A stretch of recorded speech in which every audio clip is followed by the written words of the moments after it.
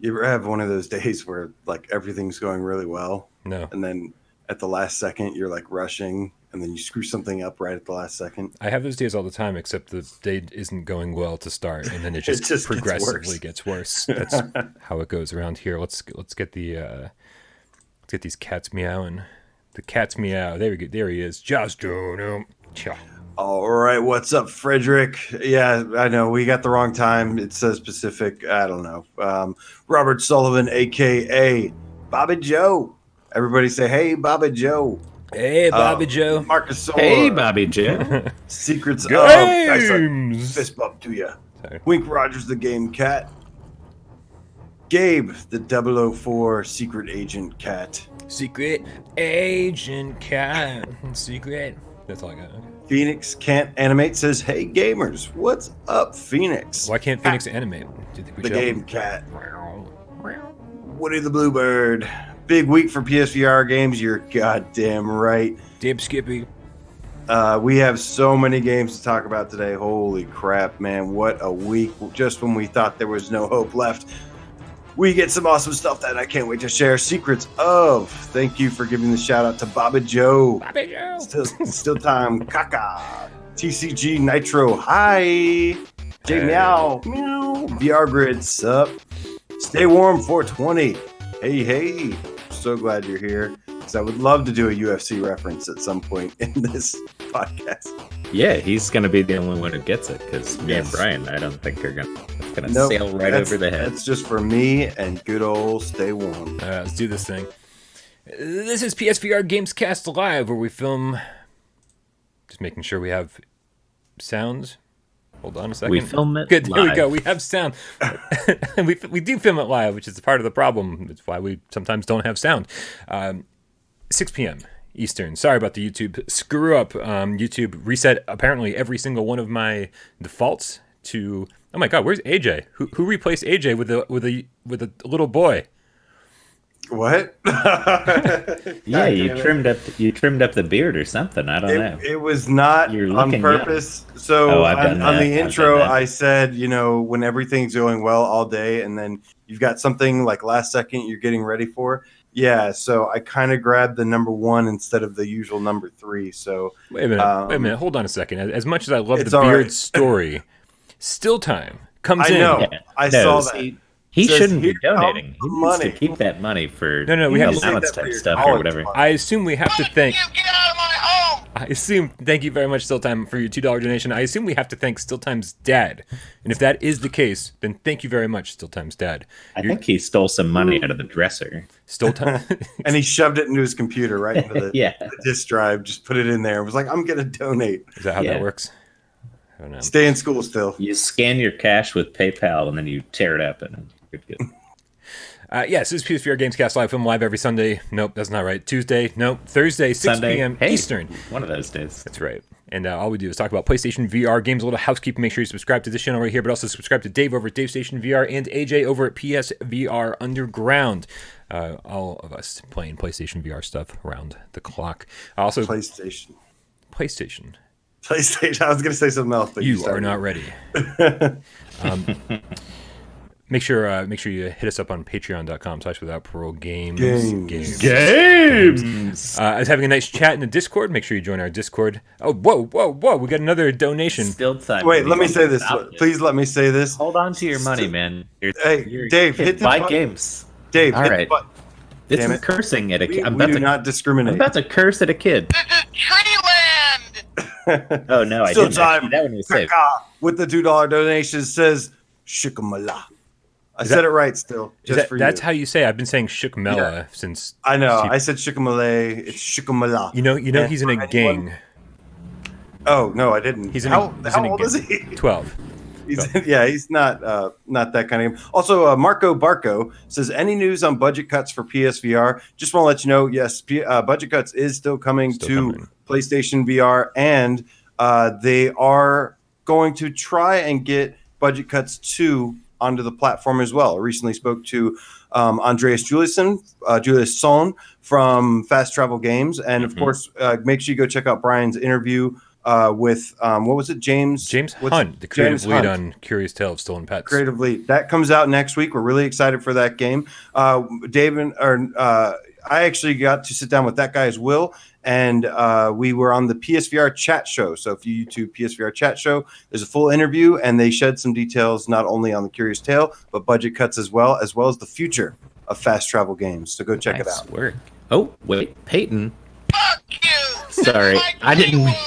It's just he wants what he wants. I feel like we need to get a different sound effect for future. Probably. I can only assume that is I'm saying fuck you to people. Peyton Manning himself. So hello, Peyton Manning. Welcome to PSVR Without Parole. Yep.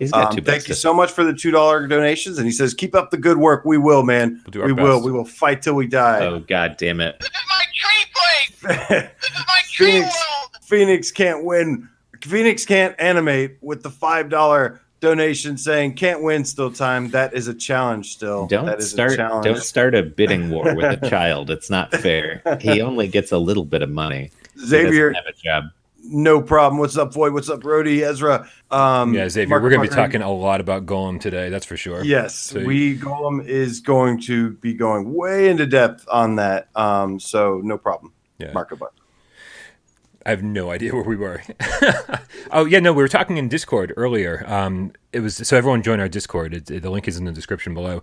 We were talking on Discord earlier. I was trying to convince people to go to patreon.com/withoutprogames and give us $1 a month to support the channel. I was trying to figure out what were good ways to go about doing that, seeing what you guys are interested in, what kind of exclusive content I could give you, and that kind of stuff. So that's an ongoing discussion.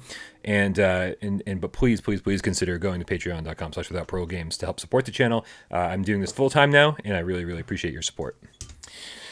All right, so joining me this week is AJ over there from PSVR Underground and Dave from Davestation VR right here, and we are going to talk a whole lot about video games, and especially about the games that came out this week.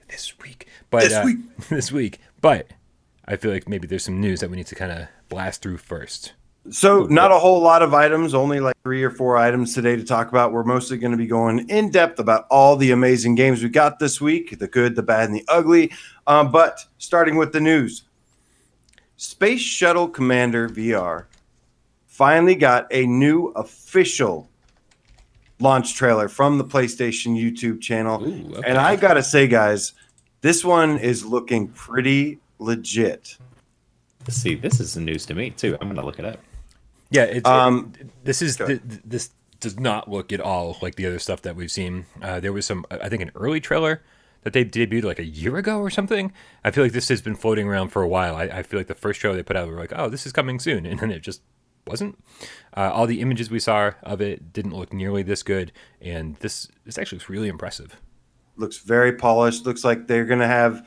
My only concern is it does show them with the landing again. And so I'm not sure if the landing was so rough. Yeah, landing and the controls, when you actually control stuff. But as a simulation, as an education title, it has my interest 110 times over again. And we've also got Dave. Can you hit the button, please? Oh, sorry. I was paying attention to the trailer. What job? Fuck out of here. Fuck you. We got Still Time again under a secret account with the $5 donation. It says Still Time here on my sister's phone. Can you guys say Shukamala? And Dave, say Kaka. Now, There here's you the go, thing, though, Still. Still Time. Are you donating money from your sister's bank account? It sounds Yeah. like it. I love this. Yeah, make It sure looks you like ask your your sister sister is first. a nice lady who doesn't deserve that. I'm going to be getting angry Gotta emails Snapchat all night it. long. But Yeah, From his friends whole and family relatives, is gonna yeah. be- but Still Time says take that to Phoenix Can't Animate. leveraging his sister's bank account. I don't know. I played the Apollo. I think it was Apollo 11, right? Yeah. That was it was really cool to watch. It didn't look very polished. I wish it did look better. One of my favorite things about VR is going into space. I've always wanted to be an astronaut my whole life. And yeah, this one I'm hoping delivers that, just very simulation type experience. And I've been following this game since maybe a year now, maybe not even. And yeah, this was the final trailer, of course. So I expect to see it soon, and I will be all over it. So if you think VR hadn't become a thing, do you think you really would have become an astronaut? I'm so No. glad you asked that. No, I definitely would not have, because I would be just playing music and living like a bum somewhere. That's good. Star Wars proved that in space you still need music. The cantina, they've got a lot of music in there. Again, all I'm saying is still time. If this is your sister Jassie's money, I'm not down with this, but I'll hit the thing, but I'm not down with this. Fuck you! Jesse, aka Still Time, with another $5 donation, says, make sure to go live and save so I can donate. Thank you so much, Still Time and Jassy and the Still Time Shukamala family. Shukamala. Shukamala. But yeah, man, you guys excited about this?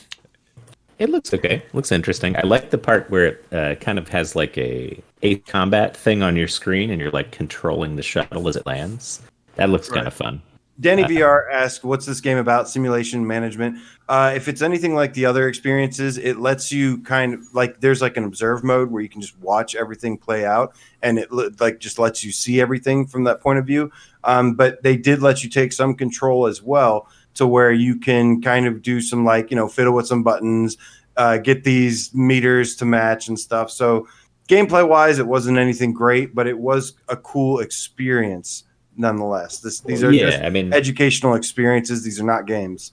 That's what I was going to say. Yeah, when you say what's this game about, it's pretty much like a little documentary about something like the Titanic or Apollo, and then there's interactive bits. But it's, like AJ said, it's not really a game. Don't expect that. All right, so next up, Mini Motor Racing X, which we just talked about for the very first time last week. That is from our good friends over at the Binary Mill, makers of the excellent gun simulation game Gun Club VR and the awesome wingsuit flyer Rush VR. And again, before I start the trailer, I'm going to let everyone know, just a reminder, the trailer that's going to be running is for Mini Motor Racing Evo, which is an older one of their games. So if you see features like track builders and stuff like that, probably not what's going to be happening. We'll have to wait and see. Yeah. It's false advertising. We are doing the false advertising. So we did get a new screenshot that showed something of significance. I don't know if you can pull up the screenshot. So this screenshot shows the two modes, two different points of views that you can be playing from in VR. One, of course, is like the little Hot Wheels, or what are those things called? What's that? RC Pro is what it was? The RC Pro-Am?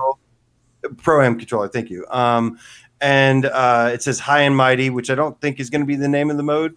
But that also shows the more significant thing that caught my attention was that it shows a first-person view where you're kind of sitting over the cars with the steering wheel. So that to me has got my full-fledged attention. Mm-hmm. They already said there's going to be over 50 tracks. We talked about how this is like a, there's going to be all these different variety of courses and stuff. And being from that point of view where like all these toys and islands and stuff are going to be huge looking in VR, that has my attention wholeheartedly. Yep. What are you guys excited about this? You think it was a good move to put it in first person? Oh, absolutely. That picture is getting me very excited about the game. I mean, from the up high view, it looks very colorful and fun. From down and dirty view, it looks like a really good racing game. There's like dust coming off the road. This guy looks like he's about to do like a drifting kind of turn. I don't know. It looks like it should be a good one, I think. Yeah, being able to customize your cars and upgrade all the different elements of it. We talked a little bit about this last week about like super off-road Ironman racing, that kind of thing. Like this, being able to do that in a VR game is going to be awesome. So I'm very excited for sure. Fuck you! This is my tree world.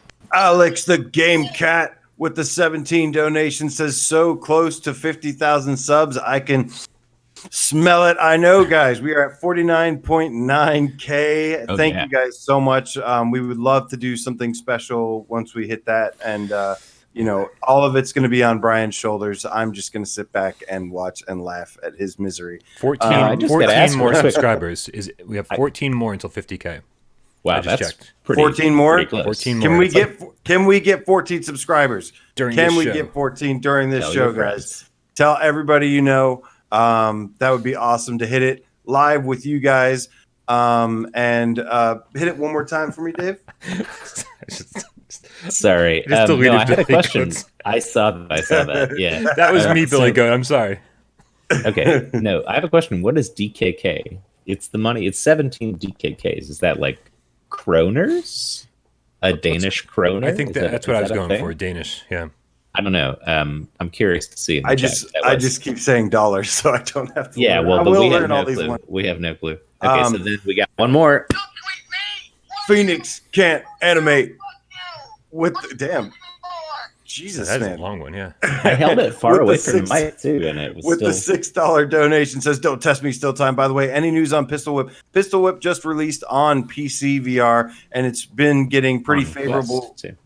And on Quest, and it's been getting pretty favorable reviews. I assume you guys haven't checked it out on your Quest yet. I have not. I was trying to get a code for it, but I couldn't find out how to contact them. And it's $25, which is a little steep for 10 songs, I think. Is it 10 or 8? Oh, is it 8? Well, Maybe yeah. no. I could be confusing it with Audica, but when it first came out, Audica has a shitload now, but yeah, originally. But yeah, it's been getting favorable reviews. People seem to really like it. I don't think it's going to be like the rhythm game crusher, but I think it's going to be up there with them for sure. And it looked like it's a lot of fun. It also looks like it's kind of a physical game where it's going to be a little bit of a workout. Your legs get totally fucked when you play Pistol Whip, apparently. I'm very, very excited for that. But you know what I'm hoping? I'm hoping that with this delay, we end up getting something similar to what Audica and Beat Saber and all these did, where we get some PS4 exclusive songs and a little bit more like exclusive content. So I'm hoping to see that that's the case. Hit it one more time, Dave. Still time back once again with a $2 donation. Says, "Kaka, I'm going to save some money for Dave and AJ." Thank you so much, man. And welcome, everybody. Jill Bulls says I could unsubscribe and subscribe again. Oh, that's gonna help. That's not going to work. I like your determination to help out, but you just being here is plenty enough. Welcome everybody joining in right now. But yeah, so Mini Motor Racing X, Pistol Whip, yeah. Games that we could definitely look forward to. I don't know how long we can expect to see Pistol Whip, but I imagine within the next couple months or so. Yeah, people in chat are going wild about it. People are saying it rocks. 10 songs. Kev Gret says it's worth $25, so that means something. Boy Brown game of his year. Wow! Even with 10 songs, he said it's brilliant. So I guess I'm going to pick it up. I'm excited. Yeah. The nudge that I needed. I needed a bigger nudge, and I think that might have been it. Basically, I watched every single promotional video they did. I watched every trailer. I watched every teaser, and I just couldn't see the appeal. And I know for a lot of people, they're like, "How could you not see the appeal? You're shooting things in time and blah blah blah." And I was like, "Yeah, well, like I have a history of not enjoying shooting things in time, and I have to actually play it and get into it for me to really feel that. What they're showing doesn't interest me, but I think that once I actually get in there and try it, I'll be way more into it." Yeah, I mean, I'll say about Audica, like from the videos I saw, I didn't think it looked that great, and I didn't think this looked that great either. But having played Audica, I think it's really fun. So Pistol Whip's probably the same thing where like might seem boring to you in videos, because I know we talked about that too, but could still be good. I guess I'll check it out. Hit me, Dave. Oh my goodness. Nihilist Ryan, the game feline with the $5 donation says it's been an extra expensive VR week. Hope this helps. Thank you so much. It definitely has, and we can't wait to talk about it. We will tell you what games you should be buying, what games you should be avoiding, because there are both on each side. Oh yes, so many. And of course, you can always we'll give you enough information, form your own opinion. Just get whatever you want, man. Thank you, Nihilist Ryan. Really appreciate that. Yes, thank you so much. So much. So next up, PS4, PlayStation. Yes. We do play that, yeah. Once again. I've heard of that. This thing that you guys may know about. No, PSVR got a brand new trailer today. Was it today? I think it was today. And they finally got a new commercial for PlayStation VR showcasing. And I've been wondering, I'm like, where is all the support for PlayStation VR? They are killing it right now. Just when we were like, where are all the games?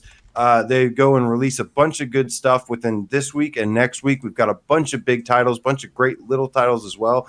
And want to get your guys' thoughts on this trailer. I want to see you guys. Did you enjoy this trailer? I personally, always love PlayStation commercials. I think they make the best commercials for video games ever. They always get me pumped up. This one was a little bit different. It had you like being hijacked or not hijacked, but it had you being kidnapped or something, and then like abducted on UFOs and stuff. Dude falls from the sky with the sword. Yeah, you guys really happy to see some love for PSVR? I totally relate to the idea of having to basically abduct someone and force them to try VR. Because I've had friends who are like so not interested, and I'm like, dude, just try it. So that intro image of like someone getting tied up and thrown in a trunk, and then they throw him out in this warehouse and they hand him a PSVR. I can totally relate to that. It looks cool though. I mean, it's not really referencing specific games or experiences that already exist. Right. It's just sort of like, it could be like this. Anything could happen in VR. I think it's kind of interesting. I like it though. You could probably dissect it and find the reference to a game for every single little thing that they show. But you're absolutely right. They're not referencing. You don't look at this and go, "Oh, they're talking about this game now. They're showing this game or doing that." And I think that X Pacer X with the $5 donation. The shortest sound Keep effect up the yet. Good work. Thank you, X Pacer X. Thank you. Much appreciated. Also, before Bryan finishes, let us know how you guys felt in that trailer. Phoenix Can't Animate, thank you so much for the donations. You have a great rest of the night. But yeah, I obviously the big one I saw in this trailer is Skyrim at the very end. You can see the dragon flying over. Yeah, the Ring of Fire, and he had a sword and everything. I want to examine it a little bit more because I'm sure there's a couple little things. There's like somebody hanging from a parachute in a thing and stuff. But I think the whole point is just the fact that you take off the thing and you're back to normal reality, and you're like, just like, wow, like I was just light years away in another dimension and doing some crazy things I would never get to experience. So, but yes.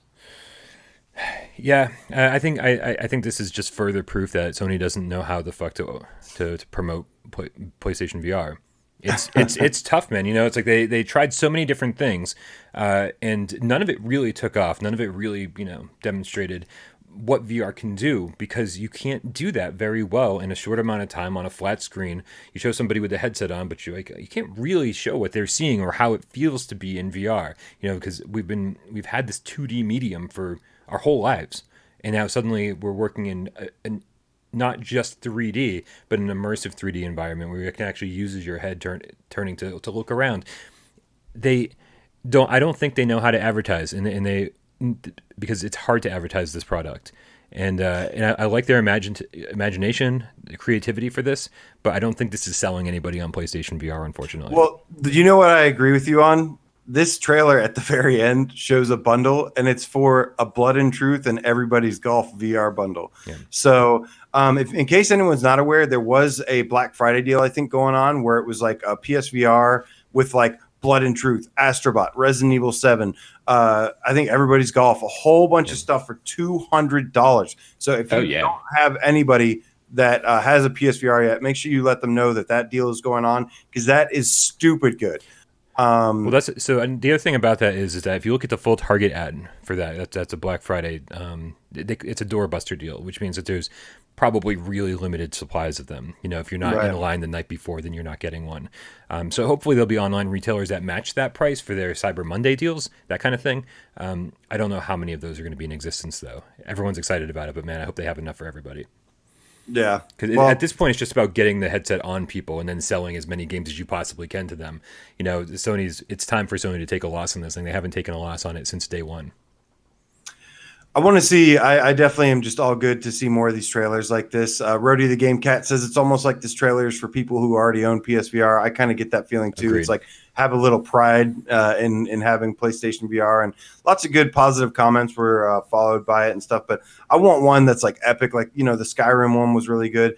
The also like the if you remember the one where they're playing together, the dudes. It wasn't a VR commercial, but there was one where it's like. It's such a wonderful day when I spend it with you, and like they're like killing each other, they're shooting each other and stuff, and then there's the dude that's like walking down the street, and there's all this stuff going on, and he just walks into this complete chaos. Was that your rendition of Perfect Day?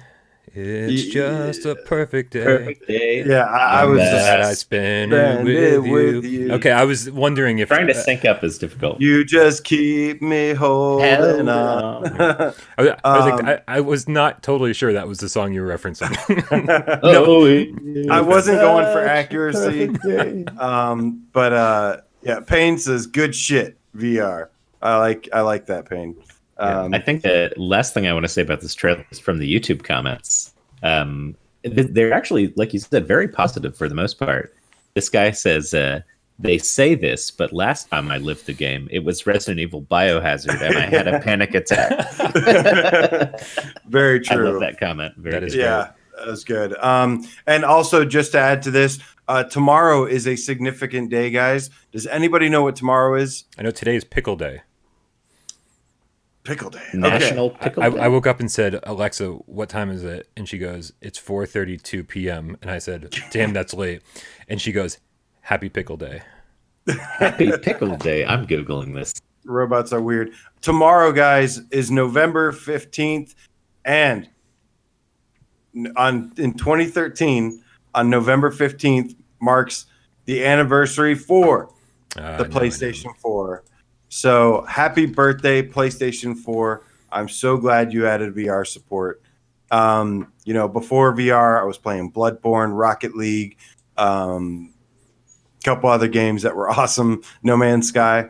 And VR is the greatest thing ever, though. But just wanted to wish a early happy birthday to PlayStation 4.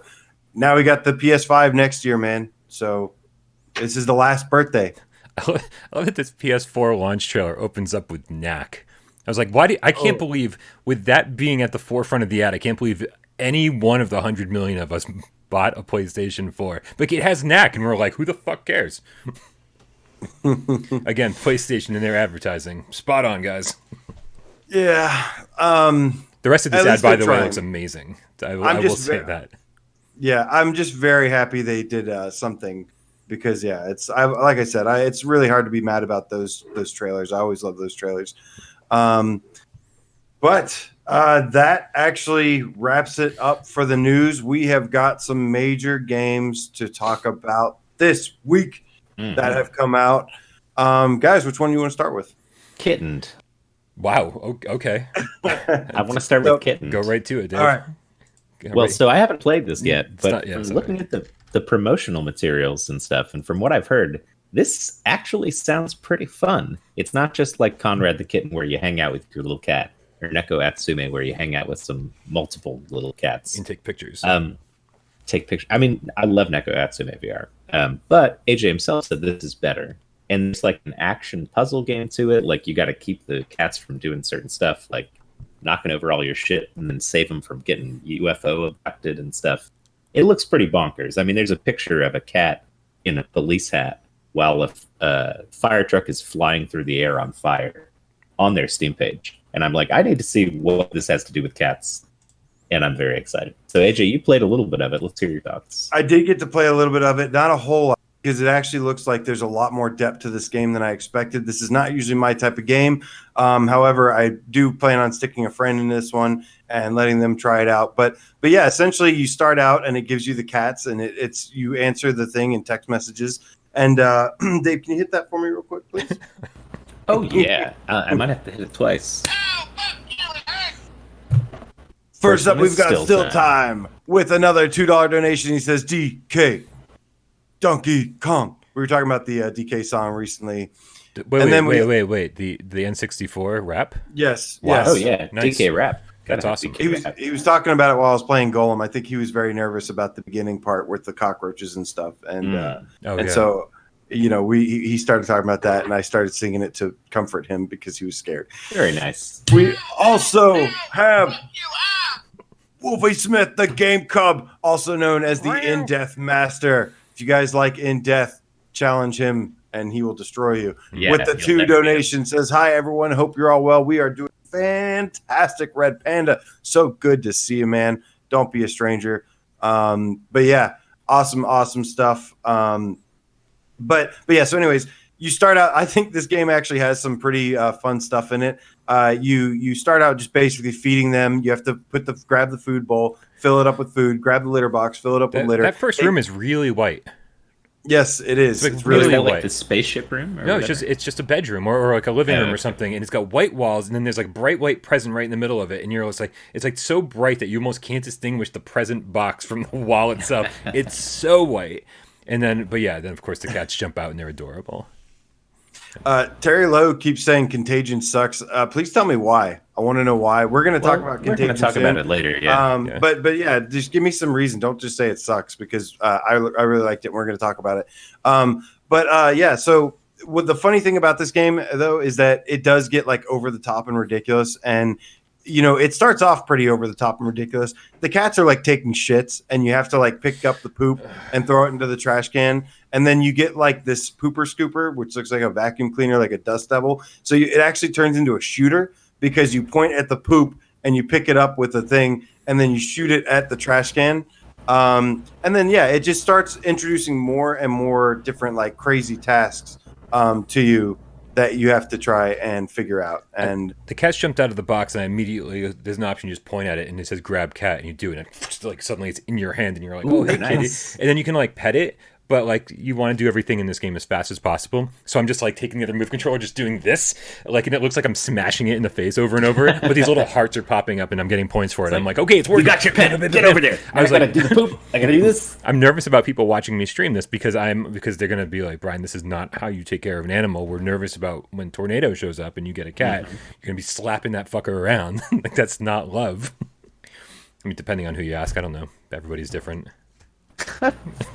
But yeah, if you want to clean up cat shit in VR or have fun, I think it actually would be a fun game for people that don't play VR, or for like kids and stuff. Of course, we'll have a blast with it too, because we are basically giant man children. AJ, why does my cat insist on shitting on the couch when there's a healthy litter box literally feet away?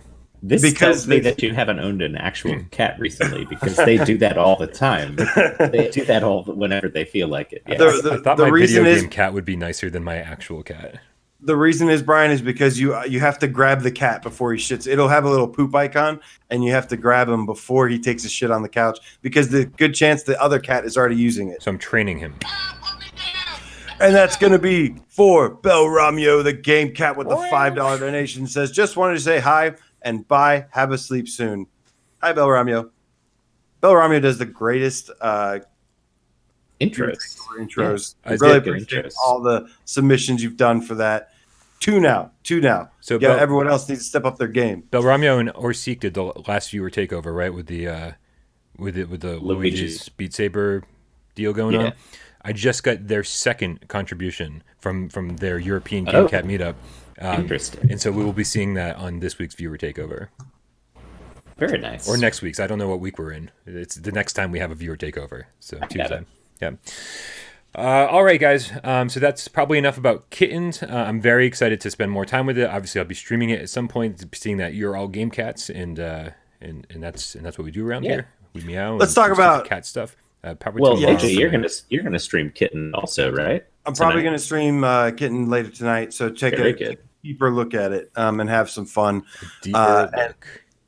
Yes, but let's go ahead and talk about Contagion, because I want to talk about this now, and I feel like I have some points that you guys might disagree with, but I'm ready to defend them. But Contagion came out Tuesday for $24.99, and it is the latest and greatest zombie shooter. It comes with 3 chapters, 2 survival, 2 free roam modes, and then a shooting range. And I actually really enjoyed this game. Each chapter is about an hour long each. The third one took me about an hour and a half, and I did a full stream of it, and I really thought this game had a lot of things that I guess let me start with the beginning. The number one question I get asked have been asked is this better than Arizona Sunshine? So of course opinions are going to vary, but for me this is more of what I was looking for than what Arizona Sunshine provided. And you guys played this too. I want to hear your thoughts as well. But I really liked the way they did the story. I really liked the different chapters as you kind of fill different shoes. and get to play it out as a different person. What'd you guys think of it? David. I want to let you guys go first, actually. Okay. So real quick, Terry Lowe does say Killing Floor is better. And, I think Killing Floor has excellent gameplay. I like Killing Floor a lot. And I love that it has co-op and stuff. But it's not really kind of is a zombie game. But it's not your traditional zombie game. I think Arizona Sunshine's a better comparison. I think what the three of these games are doing are drastically different from each other. And so even comparing them to each other, the only reason we're comparing them is because they all involve zombies, right? Yeah. It's because I thought Contagion was going to be a straight up zombie shooter. I thought it was going to be an Arizona Sunshine clone. I was like, oh, here's our next version of this style of game. And it's not. There's a whole lot more going on here than that. And I like what it's doing. As I play more, I'm not sure if I like it more than Arizona Sunshine, more than Killing Floor, but I do appreciate what each of those three games do that differentiates itself. This one specifically, I love that and when you're in smaller environments, I really like the look of the game. I think the apartment first level is awesome. I got to spend a little time with Chapter 3 today. I didn't get too far in it. Love it. Love the look of it. Thought when you're outside in the desert, it's like a little bit sparse and stuff. I mean, obviously it's a desert, right? But like, it's still, once the sun comes up, it doesn't look even as good as Arizona Sunshine. Whatever, it's not important, right? This is a smaller title, and I think what it's doing is great. They do their best to mix up the gameplay. There's a lot of variety going on. There's puzzle solving, and I'm enjoying it despite the fact that I think there's a ton of faults, right? One of the first things that happen is you realize that the X button and the trigger do the exact same thing, but not for the exact same items. You have to use the X button to open drawers. You have to use the trigger to interact with some items. It seems like everything should just be on the trigger. Why is everything not on the trigger like every other game in the world? So that's immediately you're like, I don't know which button to use. And then there's like this auto grab feature when an item's too far out of reach. There's this arc or this line that appears from your hand to the item if you're lucky. A lot of the time you're just like pointing at the item and you're like, give me the line, where's the line? And the line will appear, and then you hit the trigger because that's what you think you're supposed to do, but it's really the X button, and by the time you get to the X button, the line's disappeared, and you're waving your hand all around again. It's a smaller dev team. They've got some issues to work out, and I think once this game gets a few patches, we're gonna have way less to complain about. Yeah, I didn't really have a lot to complain about from the get-go. I one of the things that I think as I debate real quick, Polish Paul VR, your PSVR dude in the house, says I like Contagion best of all the zombie shooters. Me as well, my friend. Just Incredible VR, I very much value his opinion, but he's been very rough on Contagion since the PC and since the PSVR. He says it's wonky, character animations suck, no feedback to your melee attacks, story is tacked on just as Arizona Sunshine, reloading sucks, but aiming is better. I think this game. Can we get a tip first before we move on with this conversation? Yes. What? Dave, you want to hit the button for us? Who tipped us? Oh wow. Okay. And that's going to be for a Hobbit the Game Cat. Which says, loved all the YouTubers on Golem last night, AJ. Oh, yeah. Yes, it was awesome. Golem is amazing. We're going to get to that in just a minute. I cannot wait to talk about this game. And Kev Gret, can't wait to hear the magic word that I have associated with Golem. But yeah, man. Just Incredible says, LOL, I have been rough on Contagion. I know, man. I have noticed you are everywhere. But I really, really liked it a lot. I had, maybe it was just my experience. Sometimes somebody's experience can vary from person to person. I know Duran Fan was complaining about the same thing with the controls, like not grabbing stuff and saying this and that. I know Rody said he had to do the tutorial like 3 times. I just didn't have this experience. And so I really wish I could relate. But if without having any of those issues, I had a hell of a time with it. And it's absolutely like one of my favorite games. Might even make the top 20 for me. I think it will actually. But I'm not allowing that. No. You can put it on your list. We will veto the fuck out of it. Yes, that's getting But I really, really liked what it's going for. I really look forward to the extra content. So control-wise, this is what I think. All the people that bitch and moan about Blood and Truth, being like a node teleportation, this game to me is a lot like, minus the X and the grab button thing, is just like if Blood and Truth had full locomotion. And that's what bothers me when people say they don't like the controls in this, because it's a dual wielding thing. It actually, come to think about it, one thing that really impressed me is that you can hold the guns with two-handed weapons, and you can go like this and stuff. You can aim down the sights, and it actually works. The light bulb on my backhand was being covered up by the move bulb on the front hand, and it wasn't losing tracking. It wasn't doing anything. I was able to control it, wind it around like this. I was able to go like this. I haven't seen anybody else pull that off yet. But I really think this to me is like Blood and Truth with full locomotion. I can't see that comparison at all. I don't know why. It just didn't. I played the game, and that's not how I think about it. It's nothing like Blood and Truth, really. I mean, the shooting doesn't feel good. The character animation shooting doesn't feel good. The shooting to me in the very beginning felt almost like Gun Club VR. No, it's not nearly as good as Gun Club VR as far as the tactile sensation and the responsive shooting. And also, here's the thing. When you shoot a zombie in the head, his head just disappears. That does happen. You shoot him in the leg. There's little things. There's some duplicate characters. There's some duplicate zombies. There's some duplicate zombies. I think what you mean is there's 3 zombies in the game. And they're duplicated constantly throughout the entire game. And in the same hallway, I understand. I'll shoot the same guy 3 times. That didn't matter to me as much as the gameplay. The gameplay to me was fantastic. And I really love the build-up in the first chapter, the suspense, how it builds up. You watch everything going down. It reminded me a lot of like 28 Days Later or something, the movie, and you're in the city. I've been wanting to play like a VR game, zombie game in the city for so long now. And it had everything blockaded, had the 50 cal setup left over from the military. Yes, there are little things, but I just don't think those little things even matter compared to just the game as a whole. I thought was fantastic. I really thought it was a smooth experience for me. It was a really smooth experience for me, and that's what I appreciate. I could see any game that has any clunkiness or has any frustrating moments like that, you're not going to enjoy. So if you guys are running into those, yeah, I totally get it. But Dave, can you hit the button for us while you're taking that shot?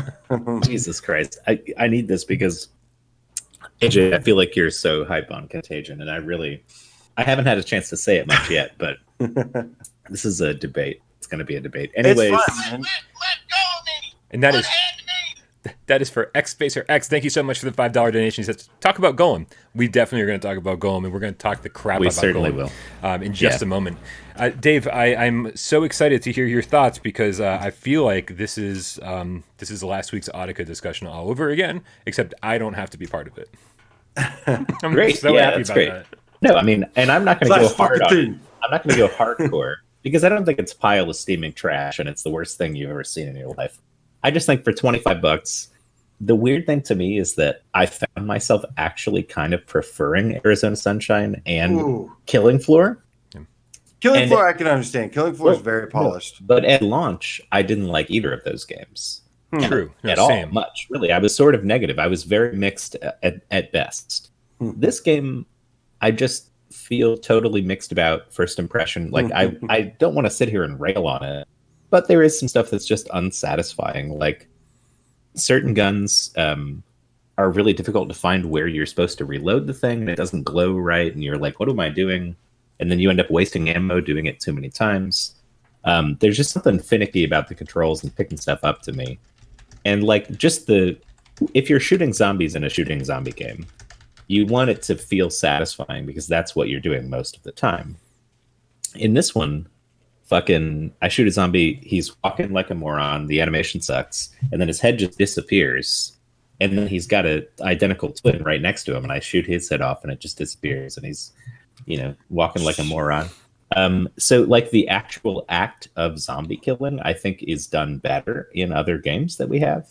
And so if that's the bread and butter of your game, I know there's puzzles and stuff, but the puzzles, they're just okay. They're not, I didn't play through the whole game. I got to, I'm not even talking about through chapter 2. I'm talking about the gunplay, the way being able to have full control over the gun. Like, I felt, there was, I'll give you the one thing with... I didn't have that same experience with the two-handed guns. I still thought they were finicky and weird. Really? But the thing is, with one-handed guns, just like a pistol.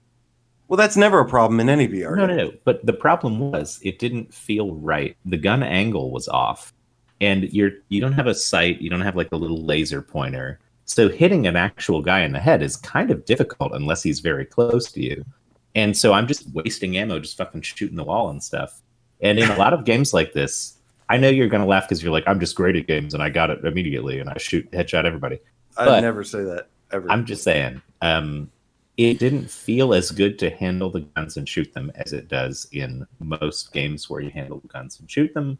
I like the gun feel of, say, Brookhaven Experiment better than this.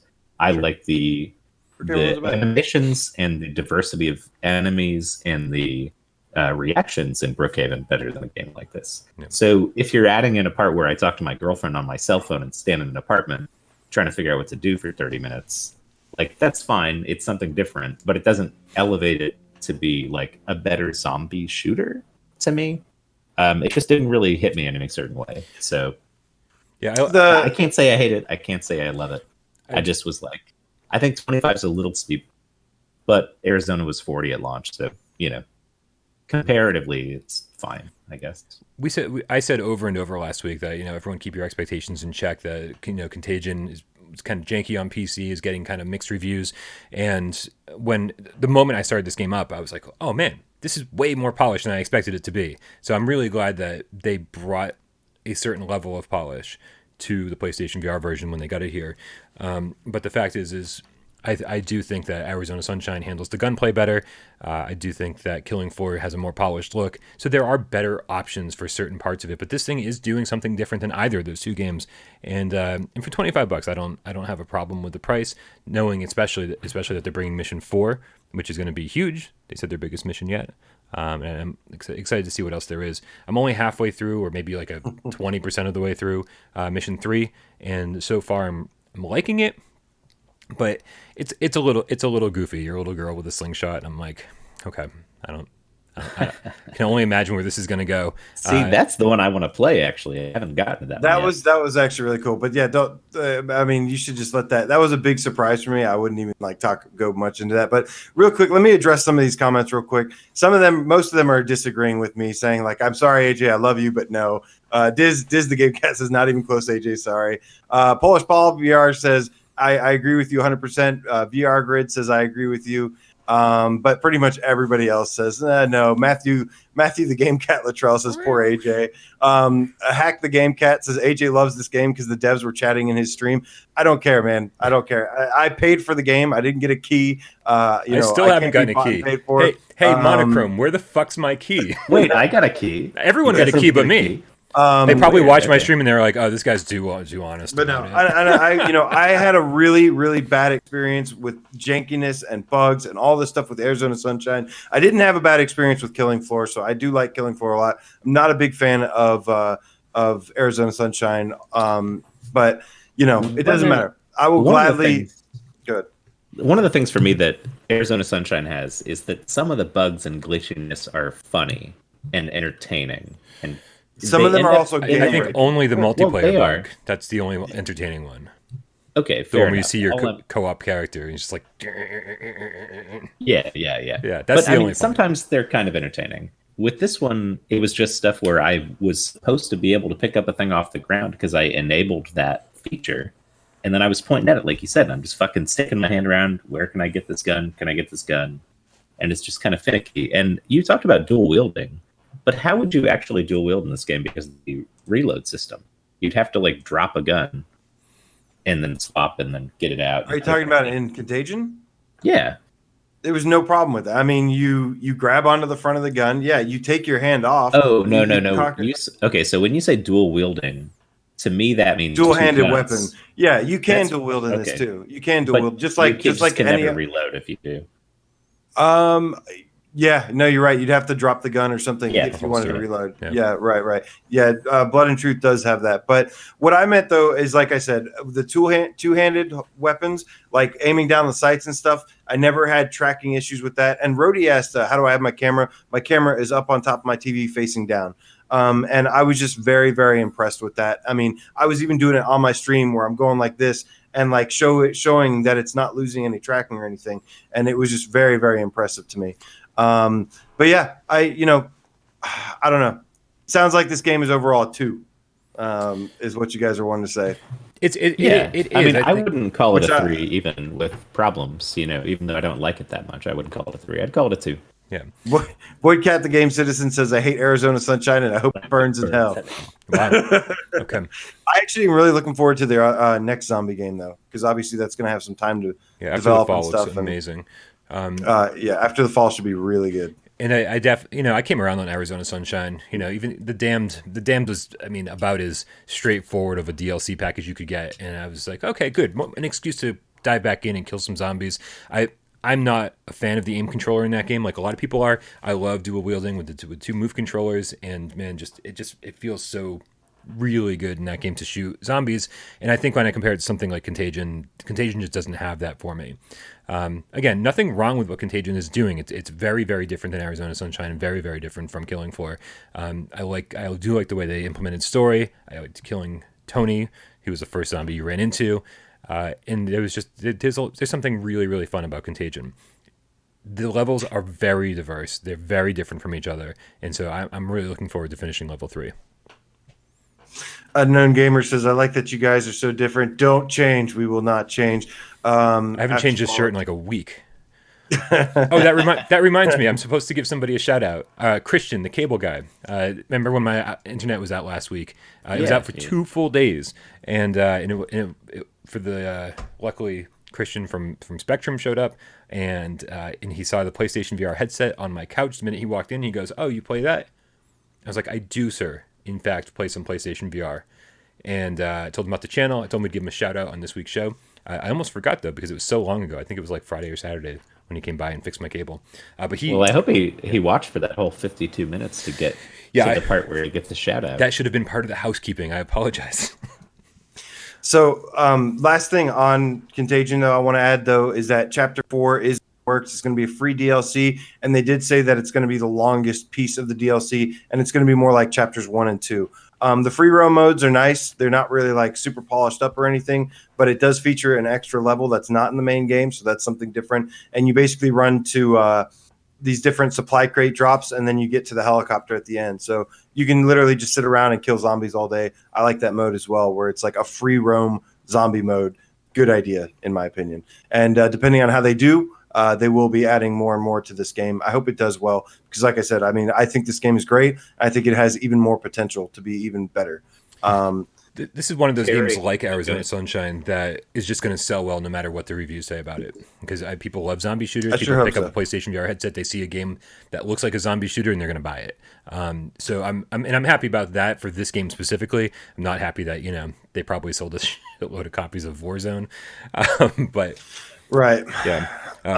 So we'll see. So yeah, and the review guys. for this should be up in a couple days. I got to finish it up. I got to spend a little more time with it. Golem review is taking priority right now in my book. And I think before we talk about Golem, do we want to talk about VR Ping Pong Pro? Do you want to talk about that first? Get it out of the way.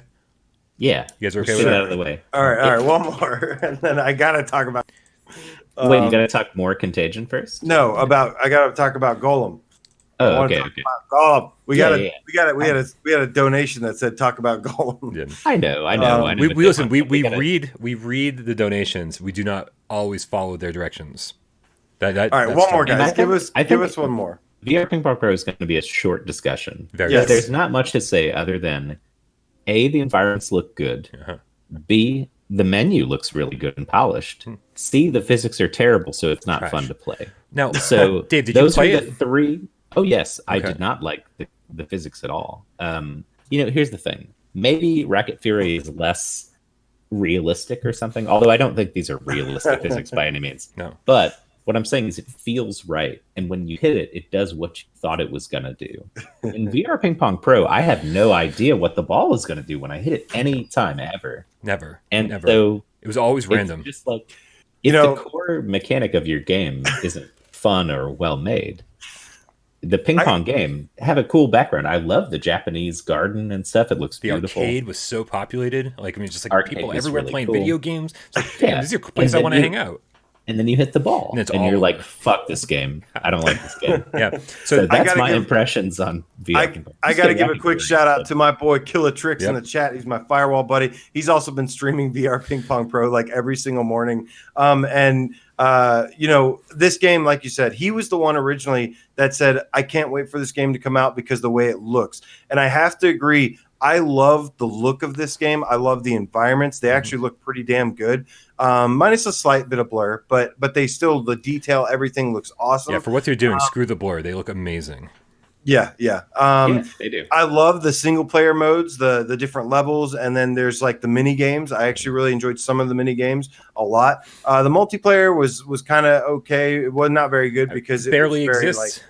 yeah, I mean, there's no matchmaking, which is a huge problem. There's also one stage that you play on. You don't get to play at each different stage. I agree with them 110% that I like the way this one looks. And that made me actually want to like this more than Racket Fury, but I just can't because the physics of Racket Fury are just so on point. Yeah. This game, you can get a feel for this game and learn how to play it properly, but it doesn't feel as natural as Racket Fury does. It doesn't and that's feel like huge, ping pong. It doesn't. Yeah. And the other thing is we're talking about how nice it looks, but Racket Fury at this point has alternate environments that look pretty goddamn nice. They look okay. They look awesome. Lobby but- with the water feature is very nice. And I will take that to my dying grave. I will stand on that hill and die on that hill. Yeah, I hated the launch environment with it all set in space. It's not good. It's like, Yeah. screw that. But the new realistic ones, I think, look great. And when you're focusing on ping pong, that's great. But if you're sacrificing physics for the sake of the environments, then that's where you've lost my attention. I played the crap out of this game. I couldn't finish a game and go, oh yeah, the ball was absolutely going where I wanted it to go. Woke up the next day, before I even got out of bed, looked at my phone. Killer Tricks was there streaming VR Ping Pong Pro. And I was like, this will be good for a laugh. And I went over. By the way, I guess I only subscribed to Killer Tricks. I'd never see anyone else live stream ever. And I've stopped into like 3 Killer Tricks live streams in the last 3 days. He's a nice guy. You should. Killer Tricks is my dude, man. And he's there playing the game and killing it. And basically, like, you know, and really he has a feel for the game. So it's possible. That's the thing, is like I feel like my review for VR Ping Pong Pro is for people like me who already have Racket Fury, who knows there's a better game out there, and am absolutely not going to spend 3 or 4 hours like getting the feel for a game that doesn't feel like ping pong, right? It doesn't feel accurate, doesn't feel consistent. And but the fact is that there's people out there like Killer Tricks that are killing it and are finding a way to play this game. And man, hats off to you. Good job. He's also like a Tiny Tracks master. That's a hard fucking game. He was like number 1 on the leaderboards for Tiny Tracks, like everywhere. Wow. I want to say something real quick. These people have tried twice in a row to make a good ping pong game.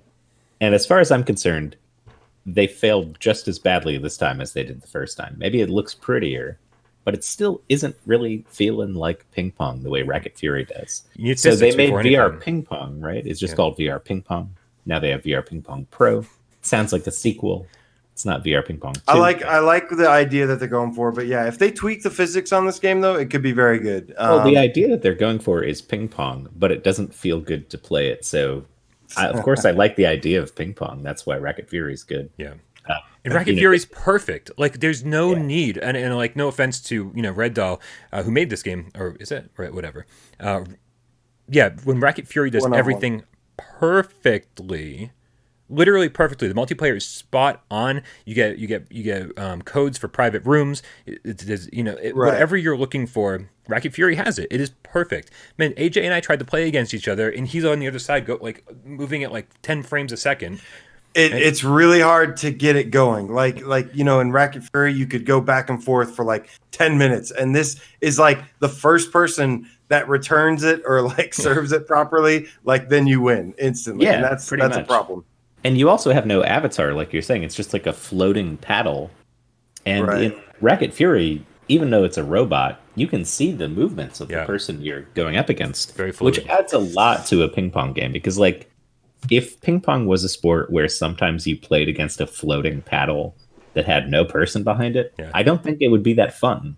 I don't think that would be something people decided to play. It would be way harder, that's for sure. You want to see the person you're playing against. Do you know what I mean? Chris says, Killa, how did you get a patch version of Head of the That comment. Martin Pat Pachel, the game cat meow, says stopping by to show support. Welcome, Martin. Mark Pringles Leaf says, I never call it ping pong. I always call it table tennis. Also true. Well, that's good for you, Mark. Yeah, I grew up playing ping pong in the basement, so I know what a good ping pong game feels like. Racket Fury nails it. This doesn't feel like that at all. Yep. All right. And I always called it ping pong too. I didn't even know it was called table tennis till later in life. I was like, what the fuck sport is that? All right, guys. The time is meow. Oh. We need to talk about Golem before I explode and before the chat explodes. Always keep them waiting, man. Always. Aso says ping pong is an offensive term. Is it really? No, it's not. It's an onomatopoeia, if anything. Ping pong, ping pong, ping pong. It's like tenness. It's not right. Let's talk about Golem, guys. I feel like Golem is the topic of the week. It is. Oh man, it absolutely is. This game, we had some worries at first forever. First of all, like dating back to when it was first announced, and then it went completely silent forever. Everybody thought it was in development hell. We later learned that it was actually started development once that prototype was first shown at launch. So it's actually been in development for 3 years. We had this awesome interview over on the Perpcast. Make sure you guys go check out Perp Games, who also did the physical version. And that's going to be Gabriel 004, the secret agent game cat, with a $19.99 donation. Delaying the conversation for Golem pissing people off. Gabriel, he's a fucking fire starter. Thank you, Gabriel. Twisted fire starter. Let's just go ahead and take a moment to talk about how great Gabriel is. Gabriel's awesome. Thank you very much. He really is amazing. But who's a good kitty? Who's a good kitty? Gabriel's a good kitty. But also, X-Spacer X with the $5 donation says Golem. Oh, that was it? Just Golem? You just said Golem. Golem. You know what I think is that X Spacer X the Game Cat has a nicer ring to it, and I think we should probably see that name change soon. Just saying. Yes, I agree. But thank you for the donation. But no. So hey AJ, before we move on, I want to pick apart this conversation since we're going to be talking about Golem for quite a bit as we go through the story of Golem's development. Right. I think we need to stop right here and say, when we saw Golem in 2015. There was a nice trailer, and then when we saw them at the PlayStation Experience, I believe it was the same year, and they showed the tutorial for combat. That was 2015. So first of all, even if they started that year, right, which it kind of sounds like they did, 4 years of development. Now, if you look at the credits for Highwire Games, it's a very small team. So we're kind of having the same conversation we had with White Lotus Interactive, who made Zing. It's like a small team, 3 people. They made an amazing game over the course of 6 years, right? This is what we're talking about. And so this is, unfortunately, like they weren't terribly transparent over the course of the last 4 years. So we didn't know what was going on behind the scenes. So there was a lot of statements like, this is in development hell, this is never going to come out, this is vaporware, whatever you want to say. So the fact that it's finally here and that most of that stuff wasn't true is awesome. So I'm just happy that it's here. What I was leading up to was actually, there was one point where my whole perspective of this game, because I was one of the ones that was saying at first, like, why is anyone even excited about this anymore? Because I just, from the history, from what we've seen, it didn't look like it was going to end well. And the part that got me excited was from that Perpcast interview where the guy said that he was a member of Bungie who made and worked on like Halo and a couple other games. That's what their PR email said too. In the subject line, it's like, from people who worked on Halo and Destiny. The reason, anytime I see anybody from Bungie working on a PlayStation VR game, I'm going to be automatically excited. I know he's just the audio director. He did have some pull in the thing. By the way, the audio sound and sound design is great in the game. Mm-hmm. But the other team member that was from Bungie that worked on a PlayStation VR game is in Polyarch from Moss. And that was another person that was the first time that I was like, okay, whenever I hear somebody from Bungie is working on a VR game, I'm getting excited now. And so when I heard that he was involved, that's when I started getting excited for Golem. And my God, Does this game deliver? Kev Grant, let me go ahead and just say it. This game is really weird at first. It makes you start off just kind of wandering around and stuff, and you're like, okay, this is very strange. We'll get to the controls and stuff in a second. But this game, guys, the biggest surprise is that it reminds me so much of a Souls game. I'm a huge fan of Bloodborne. I've been wanting Bloodborne in VR forever now. And I think one of the coolest mechanics of this game is there's this huge open world that you go around exploring. Certain doors are locked, locked and closed. You have to have a different mask to open them. And the way you get this mask is by going through hordes of enemies. Maybe not like a lot of hordes, but you go or you even a horde. It's one in general. It's one enemy at a time. There's it's basically one big enemy at a time, one of the golems. And but there's also these little street creature things that run around too. And once you find this, you have to locate and explore, just like Souls games. And then you find this key to open these doors, and then it unlocks new paths to this area, and you explore this whole area. This game is fucking amazing, you guys. Yeah. So I think one of the things, you kind of compare it to a Souls game. It has a feel like that, even though mechanically it's quite different. You're getting weapons. They're all sword-based blades of some kind or another. You get weapons from, occasionally you'll find one in the environment, but you definitely get one every time you kill another golem or you take down another golem. You get a mask when you take down another golem, as long as you're wearing a mask, and you get a gem, which is kind of relates to your health restoration, that kind of thing. And basically, I think you can store up to 5 of each of them, if I'm remembering correctly. But if you die and you're equipped with one, you will lose it. Now, if it happens to be the last, if you're wearing a mask to go on, if you're wearing the flame mask to go unlock that flame door on the other side of the map, but you don't make it there, and you die with the flame mask on, then you don't have that flame mask anymore, and that door is still going to be locked. So you have to go find the golem that you killed that was wearing the flame mask and go kill it again. So and some of these are really challenging, right? So sometimes it takes many, many tries to go kill a golem. And if that one happened to be difficult, then you're going to have to seek it out again, kill it again, equip it again, and hope that you don't die on your way to open that door. This game, originally In Death was the closest thing we had to a Souls game. This is absolutely it. But this has a different take. This isn't a dark, brooding, grueling game. It's this beautiful, amazingly, the textures in this game are amazing. There are some spots that are like a little bit blurry here and there, some trees and stuff, some of the cutscenes. But the textures themselves, I was like, there were parts in this game, especially when the lighting gets a little dark in some areas. I'm like, my God, is this a PS5 game? Like, how fucking good does this look? Oh my God. And the combat, man, they showed us originally, you sit there and it shows the guy you got to block here and then counterattack. And it took 5 minutes. But no, once you get going, the enemies just start going upper attack, left attack. They start doing combos on you, and you got to be quick to dodge. So this also has an amazing sword fighting mechanic that I absolutely love. And it's not just swords. You can use maces. You can use spears. You can use, of course, different types of great swords and stuff. You have the chest armor stuff that you get.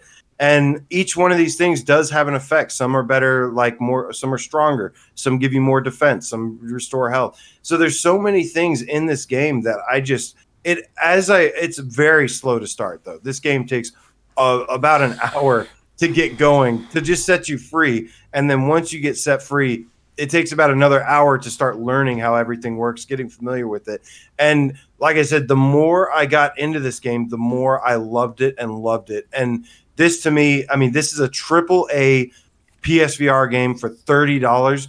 This is also, I just want to go ahead and say it, is my big winner of the week. Is Golem, man. Everybody should go out and get this. If you're intimidated by a Souls game, do not worry. This is not as hard as a Souls game. So it's challenging, but it is nowhere near as difficult as another Souls game. So you can completely do it. It's a little bit something for everybody to enjoy.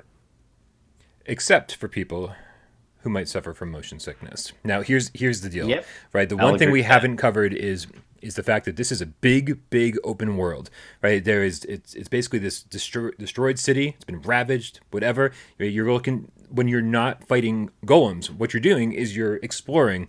You're trying to find stuff there's a ton of collectibles, and of course, you're trying to learn your way around and find the golems that you need to fight. And so you're plodding around very slowly. You're a big plodding stone giant, right? And that's what you're doing. The problem is when you're doing that, I don't even mind the pace of the game or the slow speed of the walking. The control scheme is so it's even worse than I was so worried about the control scheme, and it turned out to be even worse than I thought it would be. It's bad. It's terrible. Bad. So I've played. You and I have both played a bunch of VR games. I played every PlayStation VR game that exists. Yes, we have all mostly done that. And if you and I are saying, like I'm saying, that shit gives me a headache. Yep. I don't like this movement scheme. I don't know where they came up with it. Yep. Why don't I just press the trigger button to move forward instead of pressing the trigger and moving my head? Like this? I don't like the leaning system. The leaning system is terrible. And I don't like it. I tried it with a DualShock 4 too, because this is an option you guys should know about. There's a DualShock 4 left analog stick movement, and then you keep the move in your right hand, because you only need one move controller to play this game. You can only use one move controller to play this game. They don't even give you an option for a second one. As if the second one couldn't possibly be used for locomotion or anything like that. So yeah, everybody just buys one move controller, I'm sure. Sure. That's what came with Sports Champions. Even with the DualShock 4, the leaning was still affecting my movement speed. So if I wanted to go full speed, I had to hold the DualShock 4 up and still lean. And I was not into that at all. Wait. You had to lean when you used a DualShock 4? It did force me to do that. Oh. And if I tilted my head back, I'd just start going backwards, even though I was holding forwards on the DualShock 4. You shouldn't have to. No. I don't know if you didn't restart the game, but you should only have to. I push didn't the restart. analog I just switched in the middle of it. I think that what he was VR Grid has a really I did it in the middle of it too. What? VR Grid has a great point. Why doesn't it support the nav controller? That would be so easy. Still, you just move around with the stick. Still a problem, right? Because even the analog stick. So when the analog stick is working right, if you reset the game, you don't have to lean forward. You just use the analog stick, and that'll push. But it still doesn't control like a normal analog stick because it still forces you to use head tracking, head turning, right? So here you are in this big, beautiful, like one of the best looking PlayStation VR games yet, and you're walking very, very slowly from point A to point B. And what do you want to do when you're walking and looking at a beautiful environment? Turn your head, look around. But you know what that does? It stops you in your tracks, or you start walking this way, or you start walking that way. 100% correct. See, the thing is, I was trying to look at everything, just like you said, because it is, we should say, we haven't said this yet, it's one of the best looking VR games. And even Polish Paul, who plays PC VR and stuff, said this is his favorite looking game. And they definitely put some work into it. But if you can't look at it while you're walking around, what's the point? Right. Like, if I try to look at this cool spire or like this little ruined building, I'm immediately walking towards it, and I don't want to do that. That's not what I ever wanted. And there's no option to allow you to do something different. Right. Okay, look, let me go ahead and get this straight real quick. I had zero motion sickness you issues. never have issues with controls or motion sickness. I understand. I do sometimes, maybe a little bit, but look. Well, that's where the warning should come in. Is that Dave and I both tried the 3D rudder, made both of us sick. Didn't make you sick. It did make me sick. The 3D rudder made you sick? It took me a minute to get adjusted to it. Yes, at first when I played it with Scraper, absolutely it did. I said that before. Okay, but look, let me get my piece in here real quick. I didn't really like the leaning movement thing at all. I don't mind that it's slow, but when you're doing the combat and stuff, the movement very little matters. Like it does. You don't move when you're fighting. Right. You're mostly just fighting. So you just sit there and you can attack. So it's not going to mess you up during that. Of course not. The combat is good. The combat is great, but that's not the movement scheme. So it's a different point. Let me finish, please. So I preferred with the DualShock 4, where I was able to use the joystick to move forward and back and stuff. And then, so I had the DualShock in one hand and then just had like my other hand free, because you only need one hand for combat.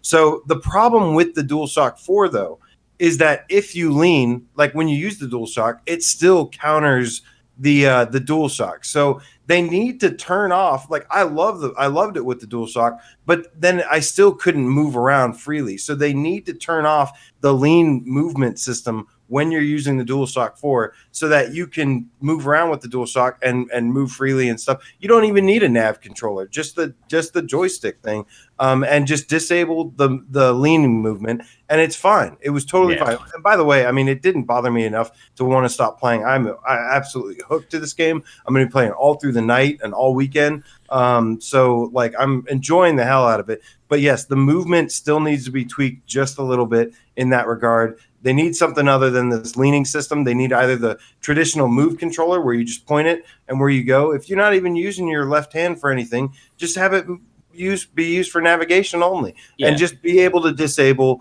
the leaning mechanic, because most people actually like the leaning mechanic the most. I really wasn't too. Wait, no, really? Yeah, I don't know who most people are, but most people are wrong. Can't believe that. That's not true. Well, once this game gets out in a while, I thought you preferred the leaning. We just talked shit about leaning for 5 minutes. Oh, if you're talking about comparing the DualShock 4 to the Move controllers, if that's what you're talking about, then yes. Right. I ended up going back to the Move controllers. Right. Yeah. But that's the leaning, right? Or is that? Yeah, but it still it's sucks. Still leaning. It still sucks. I'm not saying. There's in my book, there's no good control scheme for locomotion in this game implemented yet. There's not. No, there isn't. And the thing is, we talked at length in the past about, maybe the reason they delayed it so much is because they're keeping an eye on the VR landscape and seeing what works and what doesn't work.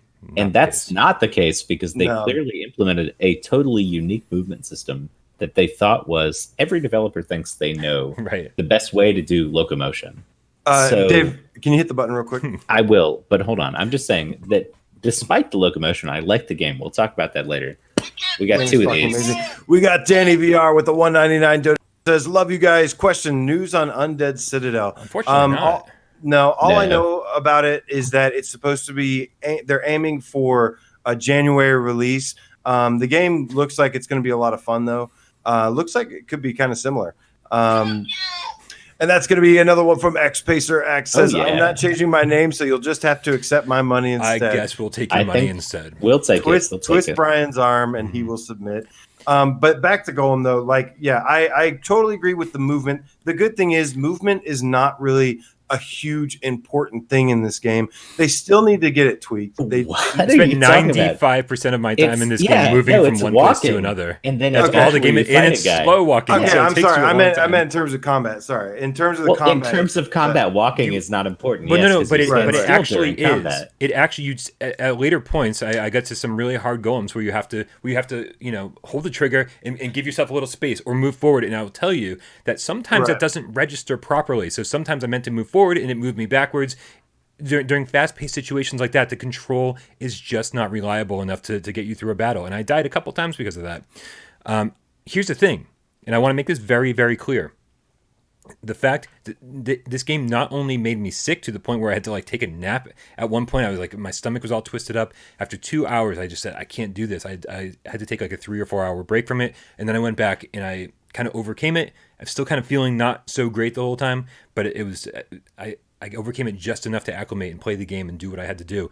And man, even that feeling in the pit of my stomach did not keep me from playing this, because that's how much I love this game. I think it does so many things right that even motion sickness didn't deter me. Yeah, that's the thing that I've sounded pretty negative about this, and I think, Bryan, you might have too. But the point is that these are gripes. These are nitpicks with a game that is actually one of the most beautifully rendered VR games. The narrative at the beginning is really cool. I thought I got into it. And it's kind of a different game that's sort of hard to explain in a blurb or in a trailer or something, because it's not just fighting guys in a city. There's this family story involved with it. You have these special powers that you use, and it's sort of like a slow burn up to a combat game, which is not necessarily what I think people knew it was or expected, but it is pretty good. It's pretty well done. And I like it. Yeah. I have issues. This game is honestly already like a top 10, if not top 5 game for me. And I haven't even finished it yet.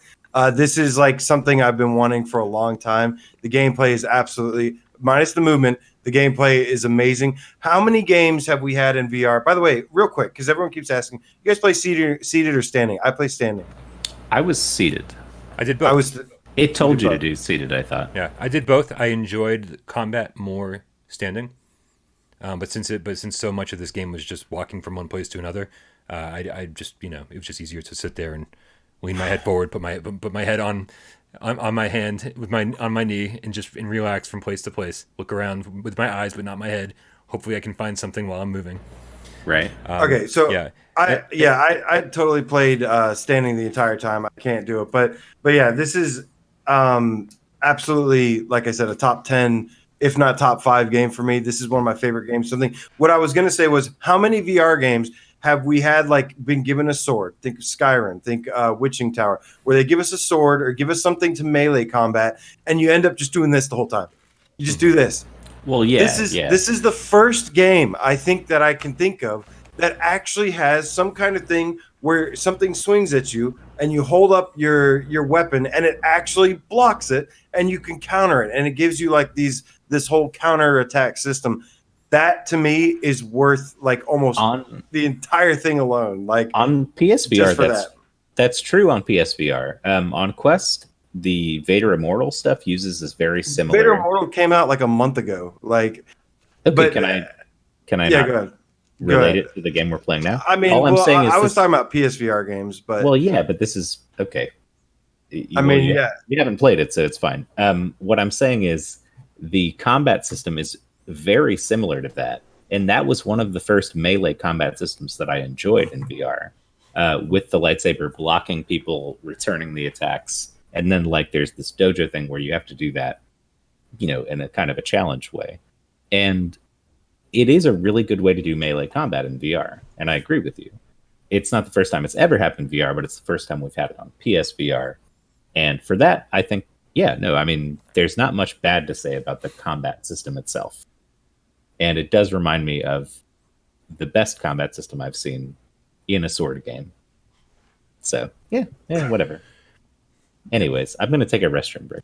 Oh, damn.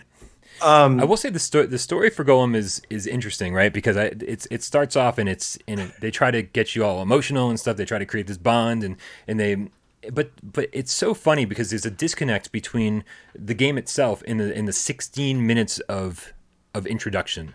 It's almost like it feels tacked on in the strangest possible way. I could have totally done. I don't want to say I don't want the story to be there, but I feel like I would have gotten almost the same experience without that crazy long introduction.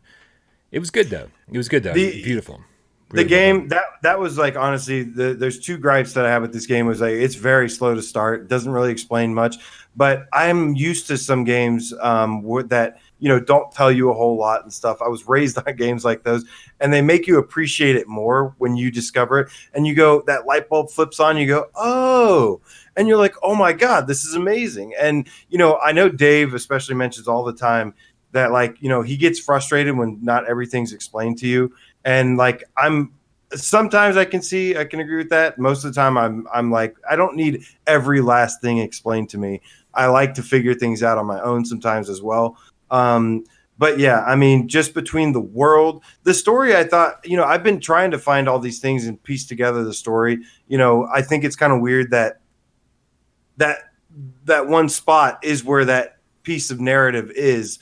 And then so if you skip it, the dialogue just goes on to another spot. So there are so many, there's a few little things, but I just think overall, this game is just damn near a masterpiece in my opinion. And like I said, I haven't even finished it yet. And just the more I discover, the more I like it. And man, you guys you're in for a real treat with this one. This is a AAA game out of nowhere. When we've been dying for some games lately, we get a AAA quality game and it's $30. And there's a physical copy, and oh my god, just everybody needs to go try it. You have to, man. Yeah, I finished this game pretty late last night. I think it was around 2 a.m. According to the trophy list, I might be the only person or at that point, I was the only person who had beaten it of all the YouTubers and influencers out there. So I'm patting myself on the back pretty hard for that. Because I wasn't the first one to get the game, Paul. But I was the first one to finish it, Paul.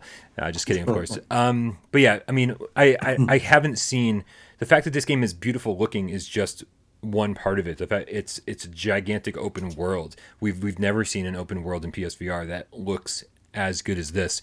The Solus project looked good. There were loading screens. This does not have loading screens you can walk from one side of the map to the other, and there's no loading screens. It's also the whole mechanic that you're like this little girl laying in bed, and you're controlling this golem from the bed is so weird, because at any point in the game you can hold the move button, and then it sort of just like pulls you away from the golem's view, and you're still That's a trip, right? The girl's room. And I'm like, how is this thing rendering two amazing locations at the same time? It looks beautiful, like when you're moving your little thing around. Yeah, and then like you can take that thing just instantly, and you're in that room still. Yeah, it's amazing what this game pulls off, like from a technical standpoint. Yeah. I'm just like, I don't know, like I don't even know how it does all this stuff. Like nothing. I thought my fucking PS4 was going to explode, but no, it runs like a champ. I did hear my PS4 like went into jet engine mode. The Pro was like, I was like, whoa! We're working hard to make this one happen. That's usually any VR though. Any VR game. Everyone talks about it all the time. My Pro has never done that before. And then in the last night, I was like, oh, this is what people are talking about. Thing kicked into high gear. So. But Golem, if you want to wait for some kind of movement patch, go for it. But I don't think you have to. It's not going to deter you from enjoying this game. This game is, like I said, damn near a masterpiece, and it's a strong one. It's a top 10 game for me. It might deter you from playing the game. I'm going to be honest. If Bryan and I have played all these games and I got a headache, he got sick, it might actually deter you from playing the game. I'm being totally honest. But the game underneath that, once you get over it and you get used to it and whatever, find a way to move that works for you, is a really good game. So, go in with a little cautionary measure. Yeah. Don't overdo it. It's a long game, but don't play for 8 hours in the straight, And I really hope that Highwire, can hear these complaints and say, maybe this is something we need to look into. Maybe we do need to get that other move controller out and allow people to use a traditional control scheme. Let's turn off head turning. Let's let these people play the game the way they want to. And options. Right, with such a small dev team, I can totally understand. They go, hey, we created this thing, and then they worked with it, this locomotion system. They worked with this for like 4 years. And so at a certain point, you go, yeah, this is great, because you're just doing it all the time. But for people who are, have been playing the hundreds of other games and not playing your game, and then suddenly jump into it and go, ooh, I hope they take that as a warning and say, this isn't the best option for this game. Let's make this more accessible to everybody and give them a locomotion patch. I really hope that's an idea. I hope they're up to the level of even the people who made Immortal Legacy, who actually gave us a better control scheme after we all complained about it. I just don't know. This feels more like a game that's just release and that's it. Set it and forget it. We'll see. It's sort of like, I don't know anything about these devs. They don't communicate with the community.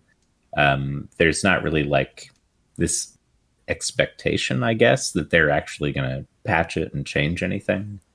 I feel it like it's given me more of a Doom VFR vibe, where it's the game it is, no patches, that's it. Oh, it's not that bad. Well, Doom VFR is incredible. Get out of here. What are you talking about? Doom VFR still got plenty of patches. VFR's controls. No, dude. Use a DualShock 4. What's wrong with you? Use the move controllers, Doom is fucking awesome. No, use the aim controller. If we all have a different thing of saying why it's so good on DS4 aim and moves, that means they did something right on all those control schemes. So don't bring Doom down here. Doom's a great game. No, bring Doom down all I want. I love the comments. I fucking nothing entertains me more than when people try to blame blame us for a game sucking, right? For an element of the game that's not good. Like we're talking about Last Labyrinth. Somebody's like, "Oh, you're just too impatient to play this." And then there's people like, "Oh, maybe the graphics are so good in Golem." I think that was just incredible. He goes, like, maybe the graphics are so good in Golem that it's causing you to get sick. Maybe you're just having an off day. Apparently I was having an off day twice in my life in the last 3 years. I was having an off day when I tried the 3D rudder over and over and over again, and I was having an off day when I played Golem. Apparently, every other day has been an on day. Let's just go. Everyone in the chat is saying Doom is great, AJ. So Doom is fucking great. I like that in your pipe and smoke it. I like Doom. Like, I'm just saying, it doesn't have turn buttons, which is stupid. Yes, if you play on moves. If you play on anything else, it has complete. I wanted to play with moves. Play with the aim. Play with the DualShock 4. Try something. I don't like that. I don't like the hand sticking out of the face. Yeah, well, it's I like Doom. I like Doom. You know why you don't need turn buttons when you're using the Move controllers? It's 360 because you can turn your body. Yeah. You kind of can. I'm kidding, of course. I think it would be better with turn buttons, but I still got a kick out of playing that game with Move controllers. So Ryan has a good point. He says maybe you guys should learn how to VR. Maybe we just Ryan, don't you dare, Ryan. Okay, so don't you dare. I just realized that there are actually 2 full games that we still haven't talked about. Oh man, yeah, man. But real quick, Golem. There's a physical release for everybody wondering where they can get it. There's a physical release tomorrow. Go to Perp Games and get it. Digital release is the 19th. So I don't know. Pick your poison. Worldwide digital is next Tuesday. So it's coming out. Everyone can grab it off the PlayStation Store next week. But if you do want a physical copy, you can already pre-order on Target.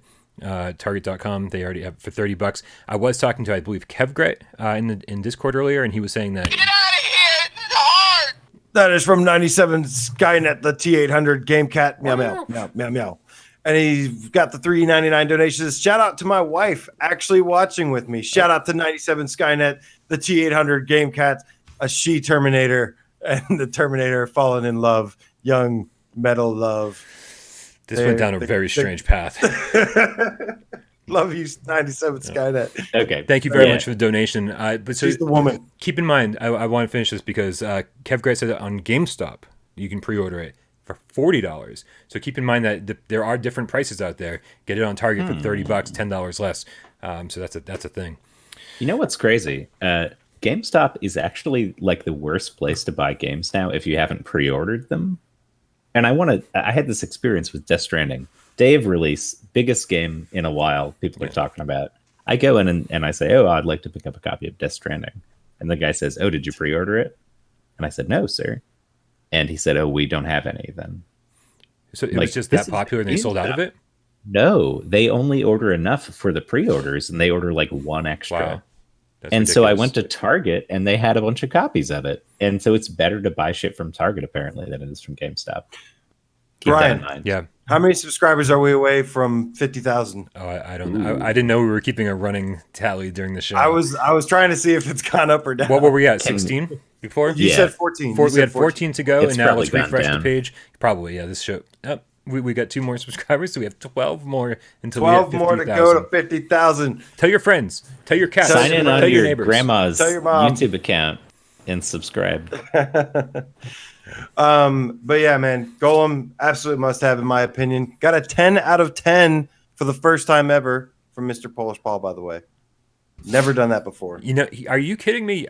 You're telling me? I wouldn't say it's a 10. I'd say it's like a 9 or 9.5. You're telling me that Vroom Kaboom did not get a 10 from Polish Paul. I am flabbergasted. Vroom Kaboom did not. Yeah, but I got to talk to Paul about his review scale. So 10 means. I know. I'm not mad about it. I wouldn't put. Yeah, it's a masterpiece. I probably wouldn't say it's a 10 out of 10, but I'm not going to argue with that either. I think it's an amazing game. I think all the good outweighs the bad. I think it's something that we deserved to have on on PSVR, something we needed really bad during a really horrible time where we just got Reborn Samurai and Warzone. Awful games that I don't want to ever mention again. And yet we've talked about it more than pretty much any other game in PSVR history. I mean, other than comparing this game to terrible games that we've had recently, I will say that because the controls are so rough for the locomotion. You know, the combat blows it out of the park. It's a lot of fun, really challenging. It gets to be a lot of fun, but beautiful. But the locomotion system is really, really rough, and I think that even if they fix that, I'd still give this like a 9 out of 10. I'm giving this a 9 out of 10 anyway. I don't rate games on a 10-point scale, but if we're going to use the Polish Paul scale of just random numbers, I'm going to go 9 out of 10. 10 still means amazing. I'm at an 8 or an 8.5. I like it. It's very good. Look, but it's I'm frustrating not judging. To play it. Not judging. How many hours in are you? Just not as far as you guys. I'm no, like it doesn't 2 matter. hours. 2 hours. 2 hours. Okay, because it took 2 hours to understand the game, how it works, and then when I played more is when I was like, holy shit, this game is amazing. Yeah, So- no, I feel like there could be a threshold, but it's sort of like and I don't want to put it in the same boat as Immortal Legacy, but with Immortal Legacy, you guys were like, oh, it gets incredible. Just get over the control scheme, and eventually you'll find this incredible game 2 hours in. And Golem is not in the same boat because it is a good game, top to bottom. It's just, I don't know if I'll ever get over that control scheme. I think Immortal Legacy is amazing once you get out of the tutorial. I think from start to finish. I just love how it mixes things up once you get into the caves. But it's the control scheme that you have to get used to. Yeah. Yeah. And again, I had to get used to the control scheme on this too. I still don't like the control scheme, whereas I actually came around on Immortal Legacy. I came around and said, wow, this is actually really good, and I wouldn't mind if they implemented this in other games. With Golem, I'm like, fuck this control scheme. Don't do this in any other game. I love this game despite that huge negative. That's why it's like an 8.5 for me. Yeah. Wow. That was the Golem conversation. You're welcome, everybody. Yes. and It's now amazing. We have two it's a more full masterpiece. games to talk about. Get more Golem. full If games. you're gonna buy one game games. this week, get Golem. Yeah, that's true. Sure. Yeah. Although it's technically a next week game. It's only out physical in the EU tomorrow, and then North American and worldwide digital are both next week. So, all right, so we're gonna move on to another game that came out this week. I think that there's a ravenous fan base for this one specifically, and I think we should talk about Doctor Who: Edge of Time. I'm assuming we've all played this.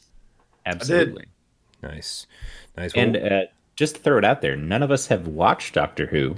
We're not crazy. We're not Whovians, as they call them. I have some of the episodes that I watched like one episode and then watched like a couple things to brush me up and get like caught up to speed on some of them. But I've started this game. I think it's a beautiful game.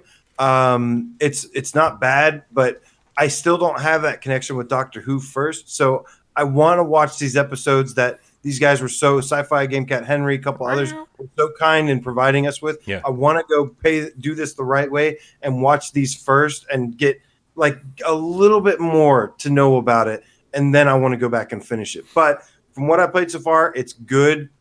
It's just like, if you're not a Doctor Who fan, I don't really see like the appeal. Well, so I don't know about unless- that, because for me the setup was good. I liked the voice acting. I liked what they're doing so far, and it looks beautiful. Like you said, it looks very good. So like when you get inside of the little TARDIS, they call it the post box. Yeah. It opens up into this big spaceship area, and you got to do all these things, and you're like flying through space. And some of the creatures I've come across, there's like horror elements to it that I sort of like. Yes. And there's a lot to appreciate that.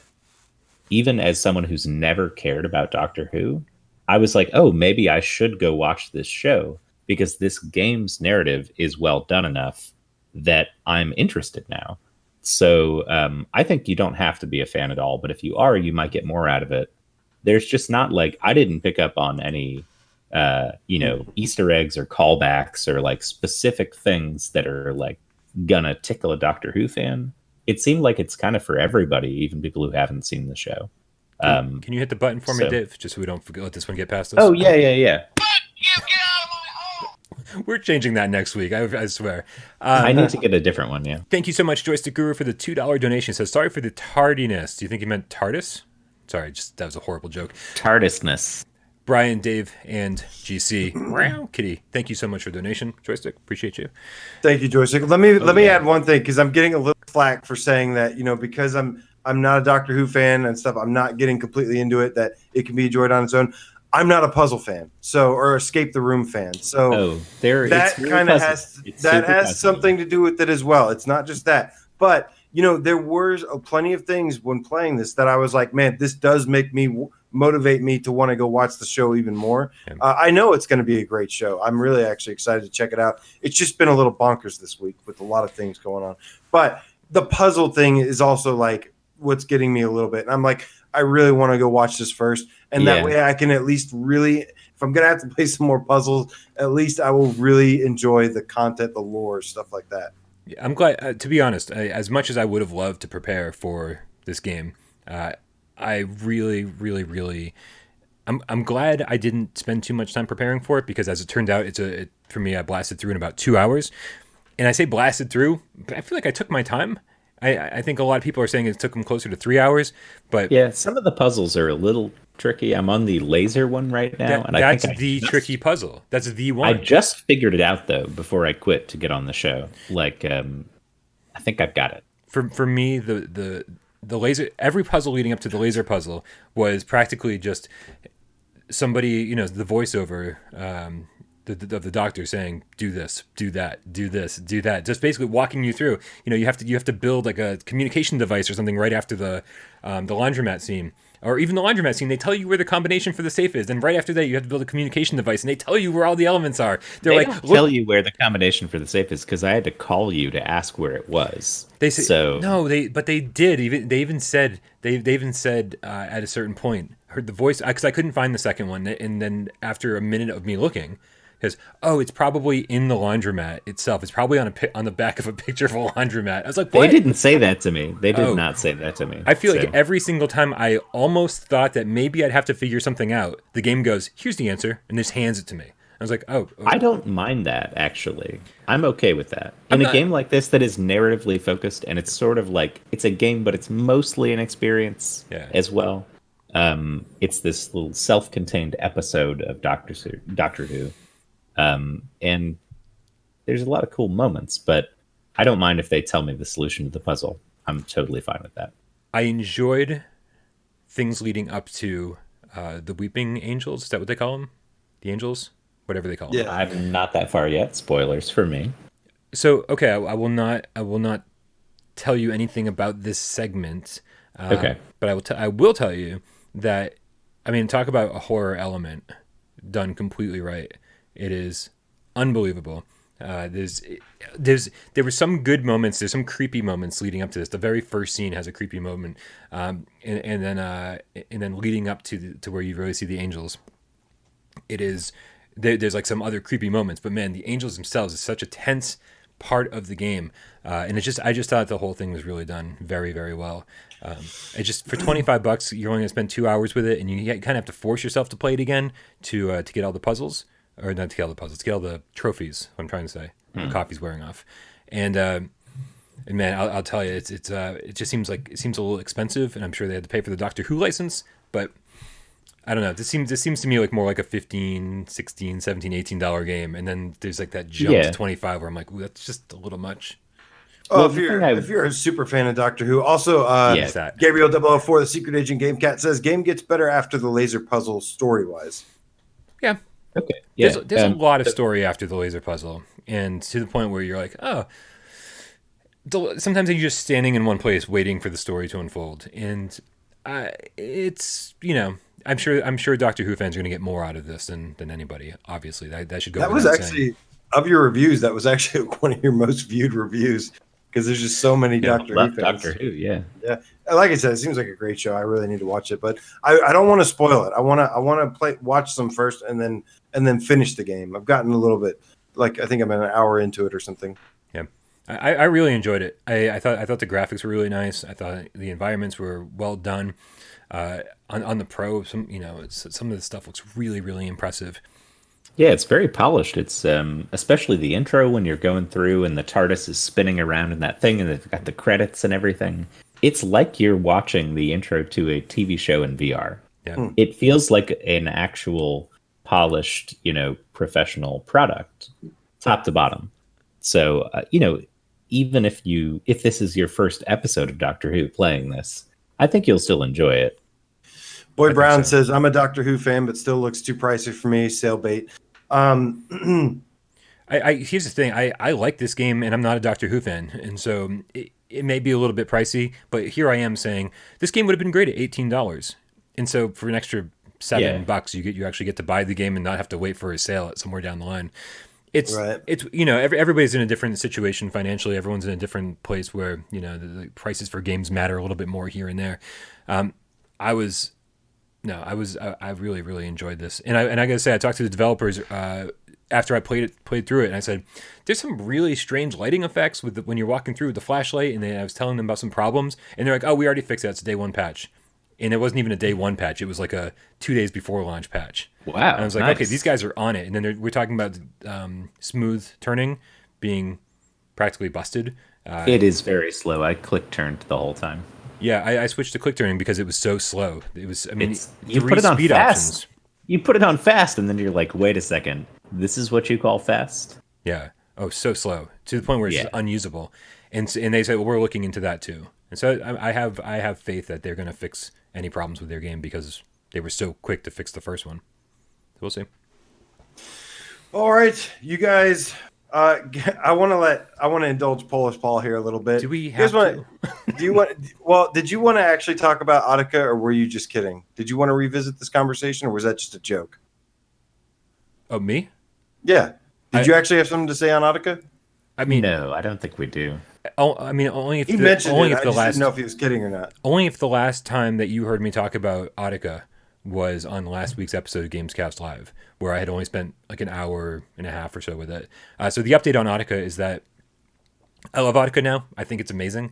I still don't like the things that I disliked before, but I found the hook, and I think that I found the hook on advanced mode. I'm still bored the fuck out of me on beginner and normal. That's so weird. 'cause Even when on I wasn't standard- good at it. On standard, I really like it. On advanced, it kicks my ass, and I'm like, oh, I got to go back to standard. See, and I still have fun though. I still have fun. What I was I doing mean- what I was doing on advanced was starting the game. Oh man, I keep bringing the wrong trailer up. I would start the game, or I'd start the song. I'd get about 30 seconds in and go, "Damn it, I screwed up," and then I would play it again, and I would get 35 seconds in. I was, "Damn it, I screwed up," and I wouldn't wait for the game to kick me out. I would just keep trying over and over. And I over did again. that too. And that's where I found a gameplay loop that I fell in love with. I was like, I know I can do this. I know I can do this. I know I can do this. And I actually learned the patterns. You know, there's so many times when you're it's just making you go blue, orange, blue, orange, blue, orange, and then suddenly it's blue, blue, orange, blue, blue, orange, and then it's orange, orange, blue, and it's those points where it tricks your brain going, ah, crap, I wasn't ready for that. You know, because I was so into the 1-1 pattern. Yeah, and, yeah. And, Plus and the so when holding you it down.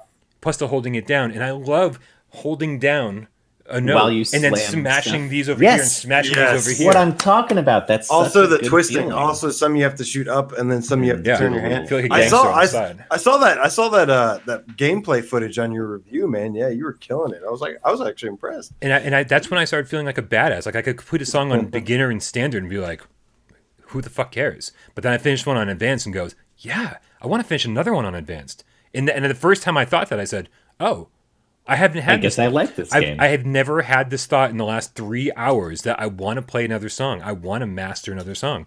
And so once it got its hooked into me that way, Elvert says Starship Disco. Same game. It's like the same game. It's not the same game at all. It's the same core You know mechanics. it's not the same game. You know it's not. We don't the have to same get into game, the Brian. discussion again. It is still shooting two different color targets with two different colored guns.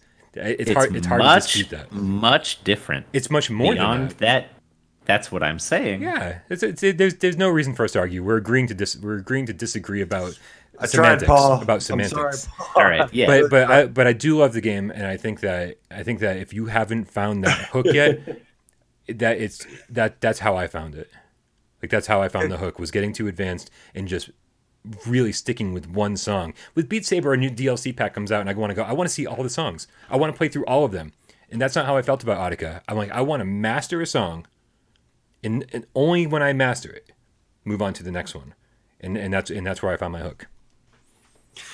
All I right. just want to play Gold Dust like 30 times in a row. Gold Dust is good. I like Gold Dust. Gold Dust. I've been listening to it in my car and stuff on Spotify. Like, That's one thing I did like about this game. I love the music in it. yeah. So believe it or not, guys, we actually do have one more game that came out this week. That is Insane. a big game, and that's going to be Last Labyrinth. And both By big, Bryan do you mean and I streamed- expensive? I like that. I like By that. big, he means it's $40. That's what he means. by- Yes. Yeah. Well, there's a big team behind it, and we were actually really excited about this. We all escaped the room puzzle guy, but I was actually still excited for this one because of the gruesome deaths and stuff. And I'll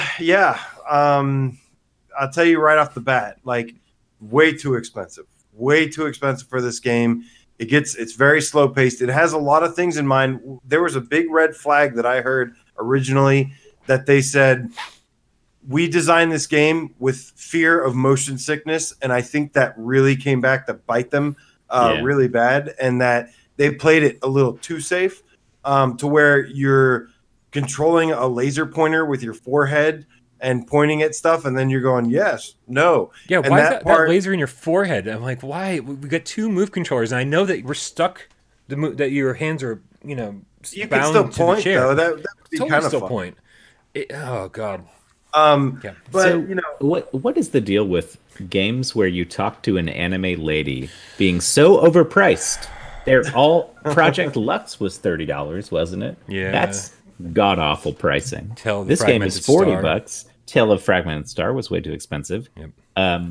There's too many of these games where it's just like you sit in one place, some anime lady talks at you. This one you can't even understand what she's saying the whole time. Polish Paul says this game was good for the first few hours. I didn't even get to there. He said then it's boring and falls off a cliff. It didn't even get there. I played for the first hour and I was like waiting for it to get even remotely interesting.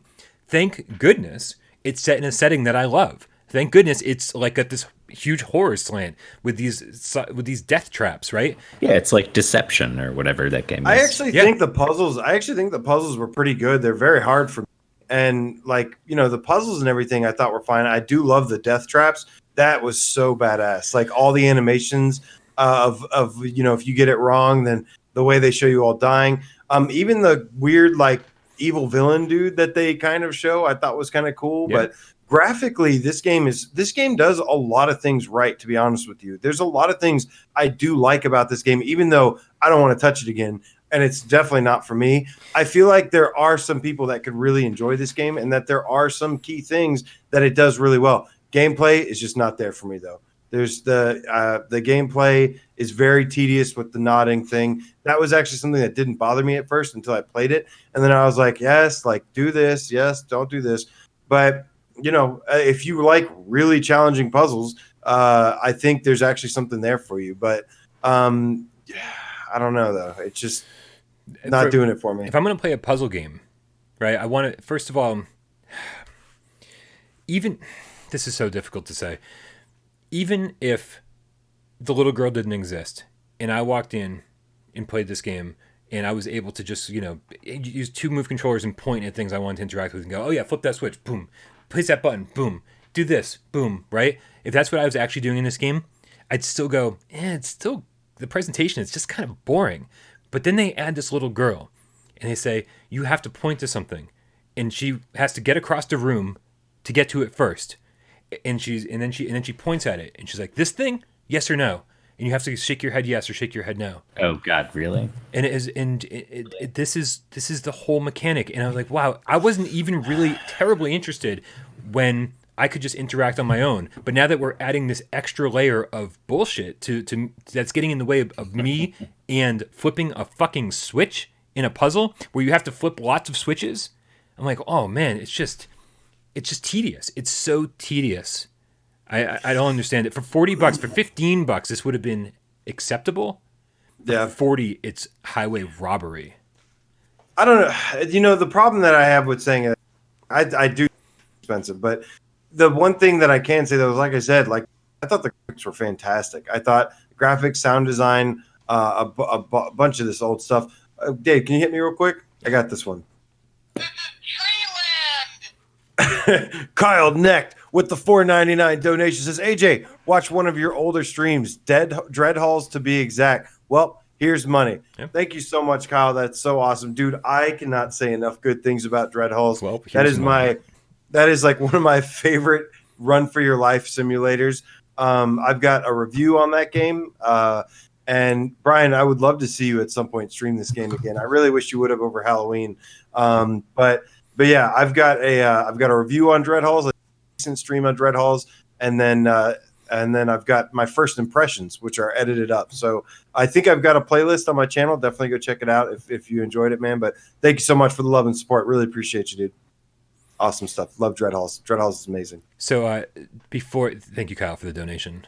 Before Kyle's comment was iCarly the Game Cat, which was still the best screen name of all time. So if VR puts you in a wheelchair, they should at least have put sick ramps to jump. Now, that's the other thing about this, right? I was even telling AJ after the stream that even once you've completed the puzzle and you move on to the next one, the screen just fades to black. You don't even get wheeled into the next room. You do, but you'd see it from a third-person perspective, like over a television screen. And I'm just like, they really found every possible way to kill any immersion that this game could have offered, and just over and over and over again. I don't know. This game should be right up my alley. I like escape room games. I like horror games. Gruesome deaths and all sorts of like cool animations. I like all of this stuff. And man, I don't know who this game's for if it's not for me. I'm really confused by this. There are people in the chat who are saying you were too hard on it. But who trusts Ryan? Who trusts Ryan? I don't know. I mean, I like Ryan. I don't trust anybody. True. Yeah, no. All I'm saying is, for $40, I don't think I'm picking this one up. Yep. If I get a code, I'll try it, and I'll let you guys know what I think next week. From what I've seen of both of you guys streaming it, it doesn't look like it's anywhere near worth $40. And I think you guys would both agree with that, right? Yeah, and hearing later that it's only like 4 hours long. You can play over and over and over to see all the different endings, but see, it's 4 hours, right? That's the core of the game. I just don't like puzzles, man. Like if I like puzzles, I think I'd be fine with it. I just really don't like. I like. Says the guy who made the Zing strategy guide, the Zing walkthrough. Right? I don't know. I don't know what it is. I don't know. Definitely Zing had like the paradise thing going for it. Transpose had the sci-fi thing going for it. Red Matter had the adventure sci-fi story going for it. So, this I should like this too, but yeah, it's just a little too tedious, a little too much out of my control. Yeah. Speaking of Transpose, I did interview the Secret Location folks today, and that interview will be on the channel Saturday. So we're getting developer interviews slowly back up and running. Awesome interview. If you thought the James Hunt one from last week was a little short, this one is about 3 times as long. So we get to kick it with Secret Location. It's a lot of fun. Damod 8VR says graphics in VR can't be good gameplay, or the game is just praised on the great graphics, but ignoring the elephant in the room that the game just sucks. I kind of agree. That's what it is. The gameplay is not very good. The gameplay is awful. I think the puzzles are fine. I think the graphics are great. But yeah, the gameplay is awful, and that's the problem with it. Like who goes into VR to be detached from the thing that they're doing? Right. To sit in a chair and watch someone do stuff. Right. That's not really why you're trying to get in a VR game. Right. So I know they're trying to get around motion sickness and all these things that people are worried about, but give us some credit. Let us do something. I don't know. It just doesn't sound like a very exciting. It's very boring. Yeah, if you want to sit in one place and solve puzzles, go play Static. That game is amazing. The game is stellar. Much better way to do a game like that. Yeah, wildly different and infinitely better, I should say. Golem compared to Blood and Truth, is it fun? I don't know why we're just reading this guy's comments, but we are. And, is it as fun? It's he says. Totally different types of fun. Totally different. Totally different games, but both amazing in my opinion. I would say Blood and Truth is more immediately fun because you're just walking around on a predetermined path shooting guys like Time Crisis, and that's awesome. It's more accessible. So it's more immediately fun. Golem, I think, is a slow burn, and then it sucks you in in a different way than Blood and Truth does. So yeah, definitely different games. But dare I say, I think I like Golem more, and I love Blood and Truth to death. Oof. That's a tough one. Yeah, I don't want to. They're so different, though. That's so hard. That's the problem with a lot of VR games is like the experience is so different. Yeah. I mean, they both can be amazing and be nothing alike and so hard to compare. They control different. They play different. They look different. Just so many things. But I think, because like I said, my big Souls background, Bloodborne especially, Golem just gets me. It's like Bloodborne with instead of being like the scary thing, it's more like ancient gladiator robots or something. I don't know. They look like those things from Judge Dredd, that robot from Judge Dredd, where he's like, "Oh yeah, Paul, they got you, Paul." That big robot guy in the basement or whatever with those like cannibals or whatever. Yeah. Yeah, I'm in the dark on this one. Sorry, I can't You contribute. never watched Judge Dredd? What's wrong with you? I own Dread Blu-ray. Is that the same thing? That's different. That's a much better film, actually. But Because I've never. It's still in its cellophane. Yeah, Sylvester Rob Stallone Schneider. watched it. Rob Schneider. I tried to watch Judge Dredd again. I was like, why Rob Schneider? Why? Yeah, he's like peeing himself on the motorbike and all this sort of shit. Man. He's just a bad character. Okay, I'm gonna stay away from that. All right. Yeah, the updated Dredd movie is not bad. I gotta see that. All right, guys. Is that all man. the games that came out this week? Did we, or all the ones that have come out? We already talked to. Curious Tale of Stolen Pets get delayed till next week, the 20th, I think they said. So we'll definitely have an update on that. I'll have a review out as soon as I'm able to. It's a great game. It's gonna be $15. Have we talked about Death Stranding yet? Let's do No, the hit tip me, first, Dave. Fuck you. This is my dream world. That would be Mr. Kyle Neck, my dude, back once again with a $5.99 donation. Says, "Can I confess? Is this a safe place?" It is sort indeed. of. Sort of. This is the only said, safe place on the internet. We always said that if this was a confessional booth, you would enter and there would just be a cat on the other side, just sitting there, and you can confess all your sins to that cat, and he will listen and purr. Says, "I've had Blood and Truth for 2 months now and have yet to even start it. You know, I mean, you should start it at some point. You know, save it for a rainy day. Yeah. I just don't want to hear anyone say PSVR doesn't have any games and then, you know, not have played Blood and Truth or play Static. you know, Golem or Static or Astrobot, Resident Evil 7, Yeah. Firewall, whatever. Hit me again, Dave. Hit me, baby, one more time. Please don't ever do that again. But that is going to be for Tiffany Wing with a $5 donation. Says, "Static was awesome. Definitely thumbs up from me." That's like Brian's favorite puzzle game of all time. It might be my favorite puzzle game of all time. Yeah. Amazing. I wish I had done that review after I learned how to write reviews, because that's probably a horrible review. I got to answer Demal one more time. He says, Ace Combat 7 for Friday. Also, guys, if you have any questions, just let us know. Just if you have a question for us. We are getting to that point. But $19.99 for Black Friday, worth it. If you have a HOTUS, yes, it is worth Even it for $19.99. if you don't have a HOTUS, even if you worth don't it have a without HOTUS, it's such a cool experience in VR. I think the HOTUS makes it awesome. I think the HOTUS makes it like a life-changing experience. It's incredible with the HOTUS, but even with a DS4, I think for $20, there's enough there with the VR missions that you will have a good time. Yeah. I think it's good, but I wouldn't recommend playing without a HOTUS. I think that's like the whole purpose of it. I think you're wrong. I've played it both ways, and I'm not going to argue. I'm not going to argue. For me, pulling out the HOTUS and hooking it up and just having this peripheral that I almost never use is like, okay, so I pulled it out for Ace Combat and it was great, but I've definitely played Ace Combat without it, and it's very much enjoyable either way for $20. It's such a cool experience. I wouldn't pass on that. Stephen McBoer says Polish Paul gave Golem a perfect score. What do you guys think? I'm okay with that. I'm okay with We him already giving, talked about it. Yeah, we totally we talked already about gave our that. own scores. We talked about it earlier. Yeah, we said we'd probably give it like a 9.5 out of 10. 8.5, maybe. He said 8.5. I said 9.5. Brian said 9. And I finished it, so there's that. But yeah, amazing game. Yeah, if you can get past the controls where it comes to locomotion, then you're going to love the rest of it. The problem is just the locomotion system. It's terrible. But yeah, you'll probably get over it like I did. Guys, I think that's going to have to wrap up the show. It's been over 2 hours. And, and that's pretty good. Daffy the Game Duck says, "I'll always say hot ass. Didn't know it was HOTUS." I guess we should probably. There we go. Doesn't surprise me, Daffy. Doesn't surprise me. Hot ass. I got a hot ass controller. What did you just Hey, tear what up? are you tearing out? Are those your notes? I do this like It's every with- game. it's Who without are you? promotion. I've never Paycheck. noticed that. I I've never don't noticed even it know before. you I've never guys. noticed that. No. I think you know yourself. Yeah, no. You've never done that before. Time to kick back, unwind, and watch some Dread, says your Hell long yeah. shadows. Or play some Death Stranding. I'm Great going game. back to Golem, man.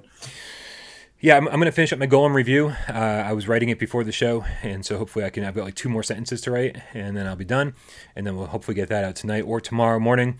And then I've got to finish up Contagion, and I got to get that review out hopefully tomorrow night, or what day is tomorrow? Saturday, tomorrow.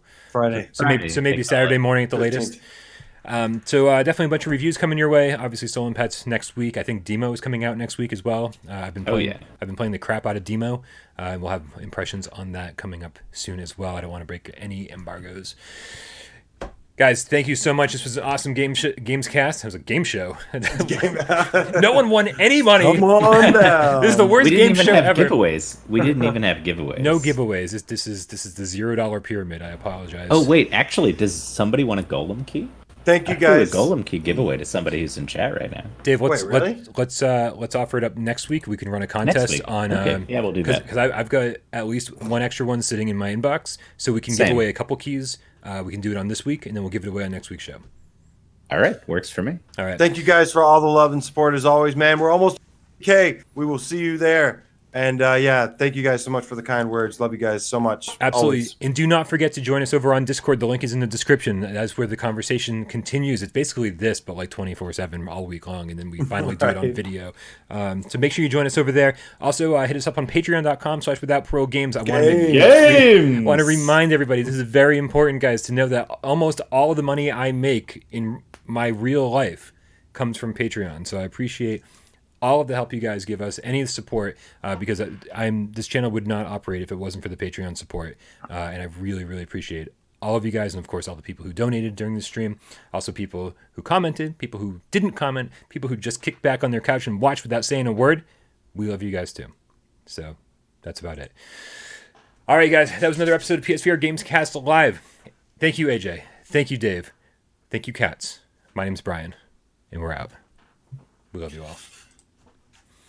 It's Kitty. All right, Oh, Corix. it's Kitty. Corix is Corix is also known as Supertramp Yuki, also known as Maverick, also known as H2O PSVR. Oh, he changed his name to Corix, the game. Yes, he's Nice. he's like the Corix king, man. And That's crazy. He's been waiting. I told him I'm going to play Final Assault when that comes out because he's a big real time strategy dude. Thank you so much, Zach Lightning, Duran Fan VR, the Game Cat, Meow, Rody, Kev Gret. I hope you enjoyed this episode, dude. When's Kev Gret going to change his name? Yeah, seriously, Kev Gret. Come on, Kev Gret. 97 Skynet, the T800 Game Cat making Kev Gret look bad, and Mrs. She Terminator. Thank you guys so much for hanging out with us today. And Nerfit Stein, aka Girly Gamer. What up, Nerf? Hello, VR Demon. Thank you so much. Your Long Shadows. Pleasure as always. Damad, thank you for the comments. All the comments. Hack the game, cat. It's lit, y'all. It's lit. It's lit. Secrets of. See you, Polish Paul, VR dude. Everybody go check him out. He's awesome. Thanks for dropping it. Sorry there wasn't more fighting this episode. Great Tantrum, also known as JB. Don't worry. We almost Your fought. secret is We safe fought a with little me. bit. Oh my god. Those are precious. Oh my god, Jesus Christ. I don't know. I don't know. Decepticon. Yeah. Snowy. What game deals do you guys hope for Black Friday? All of them. We want all of the game deals. All of the discounts. All of them. Just incredible VR, my dude. Quit hating on Contagion, man. Come on, man. Yeah, he's kind of right. I love you, man. But come on. He's not wrong. Void got the Gate Citizen. Did you know Void is a big fan of Mortal Legacy? He loves Immortal Legacy. There's not a bigger fan. In fact, he thanks our channel on a daily basis and says, "Thank you for the Immortal Legacy." He just says it's underrated. He's like the reverse Haplo. Because without Parole, I never would have known how amazing Immortal Legacy is. That's what he says all the time. Thank you guys so much. We love you all. Space Shooter. Have a good night.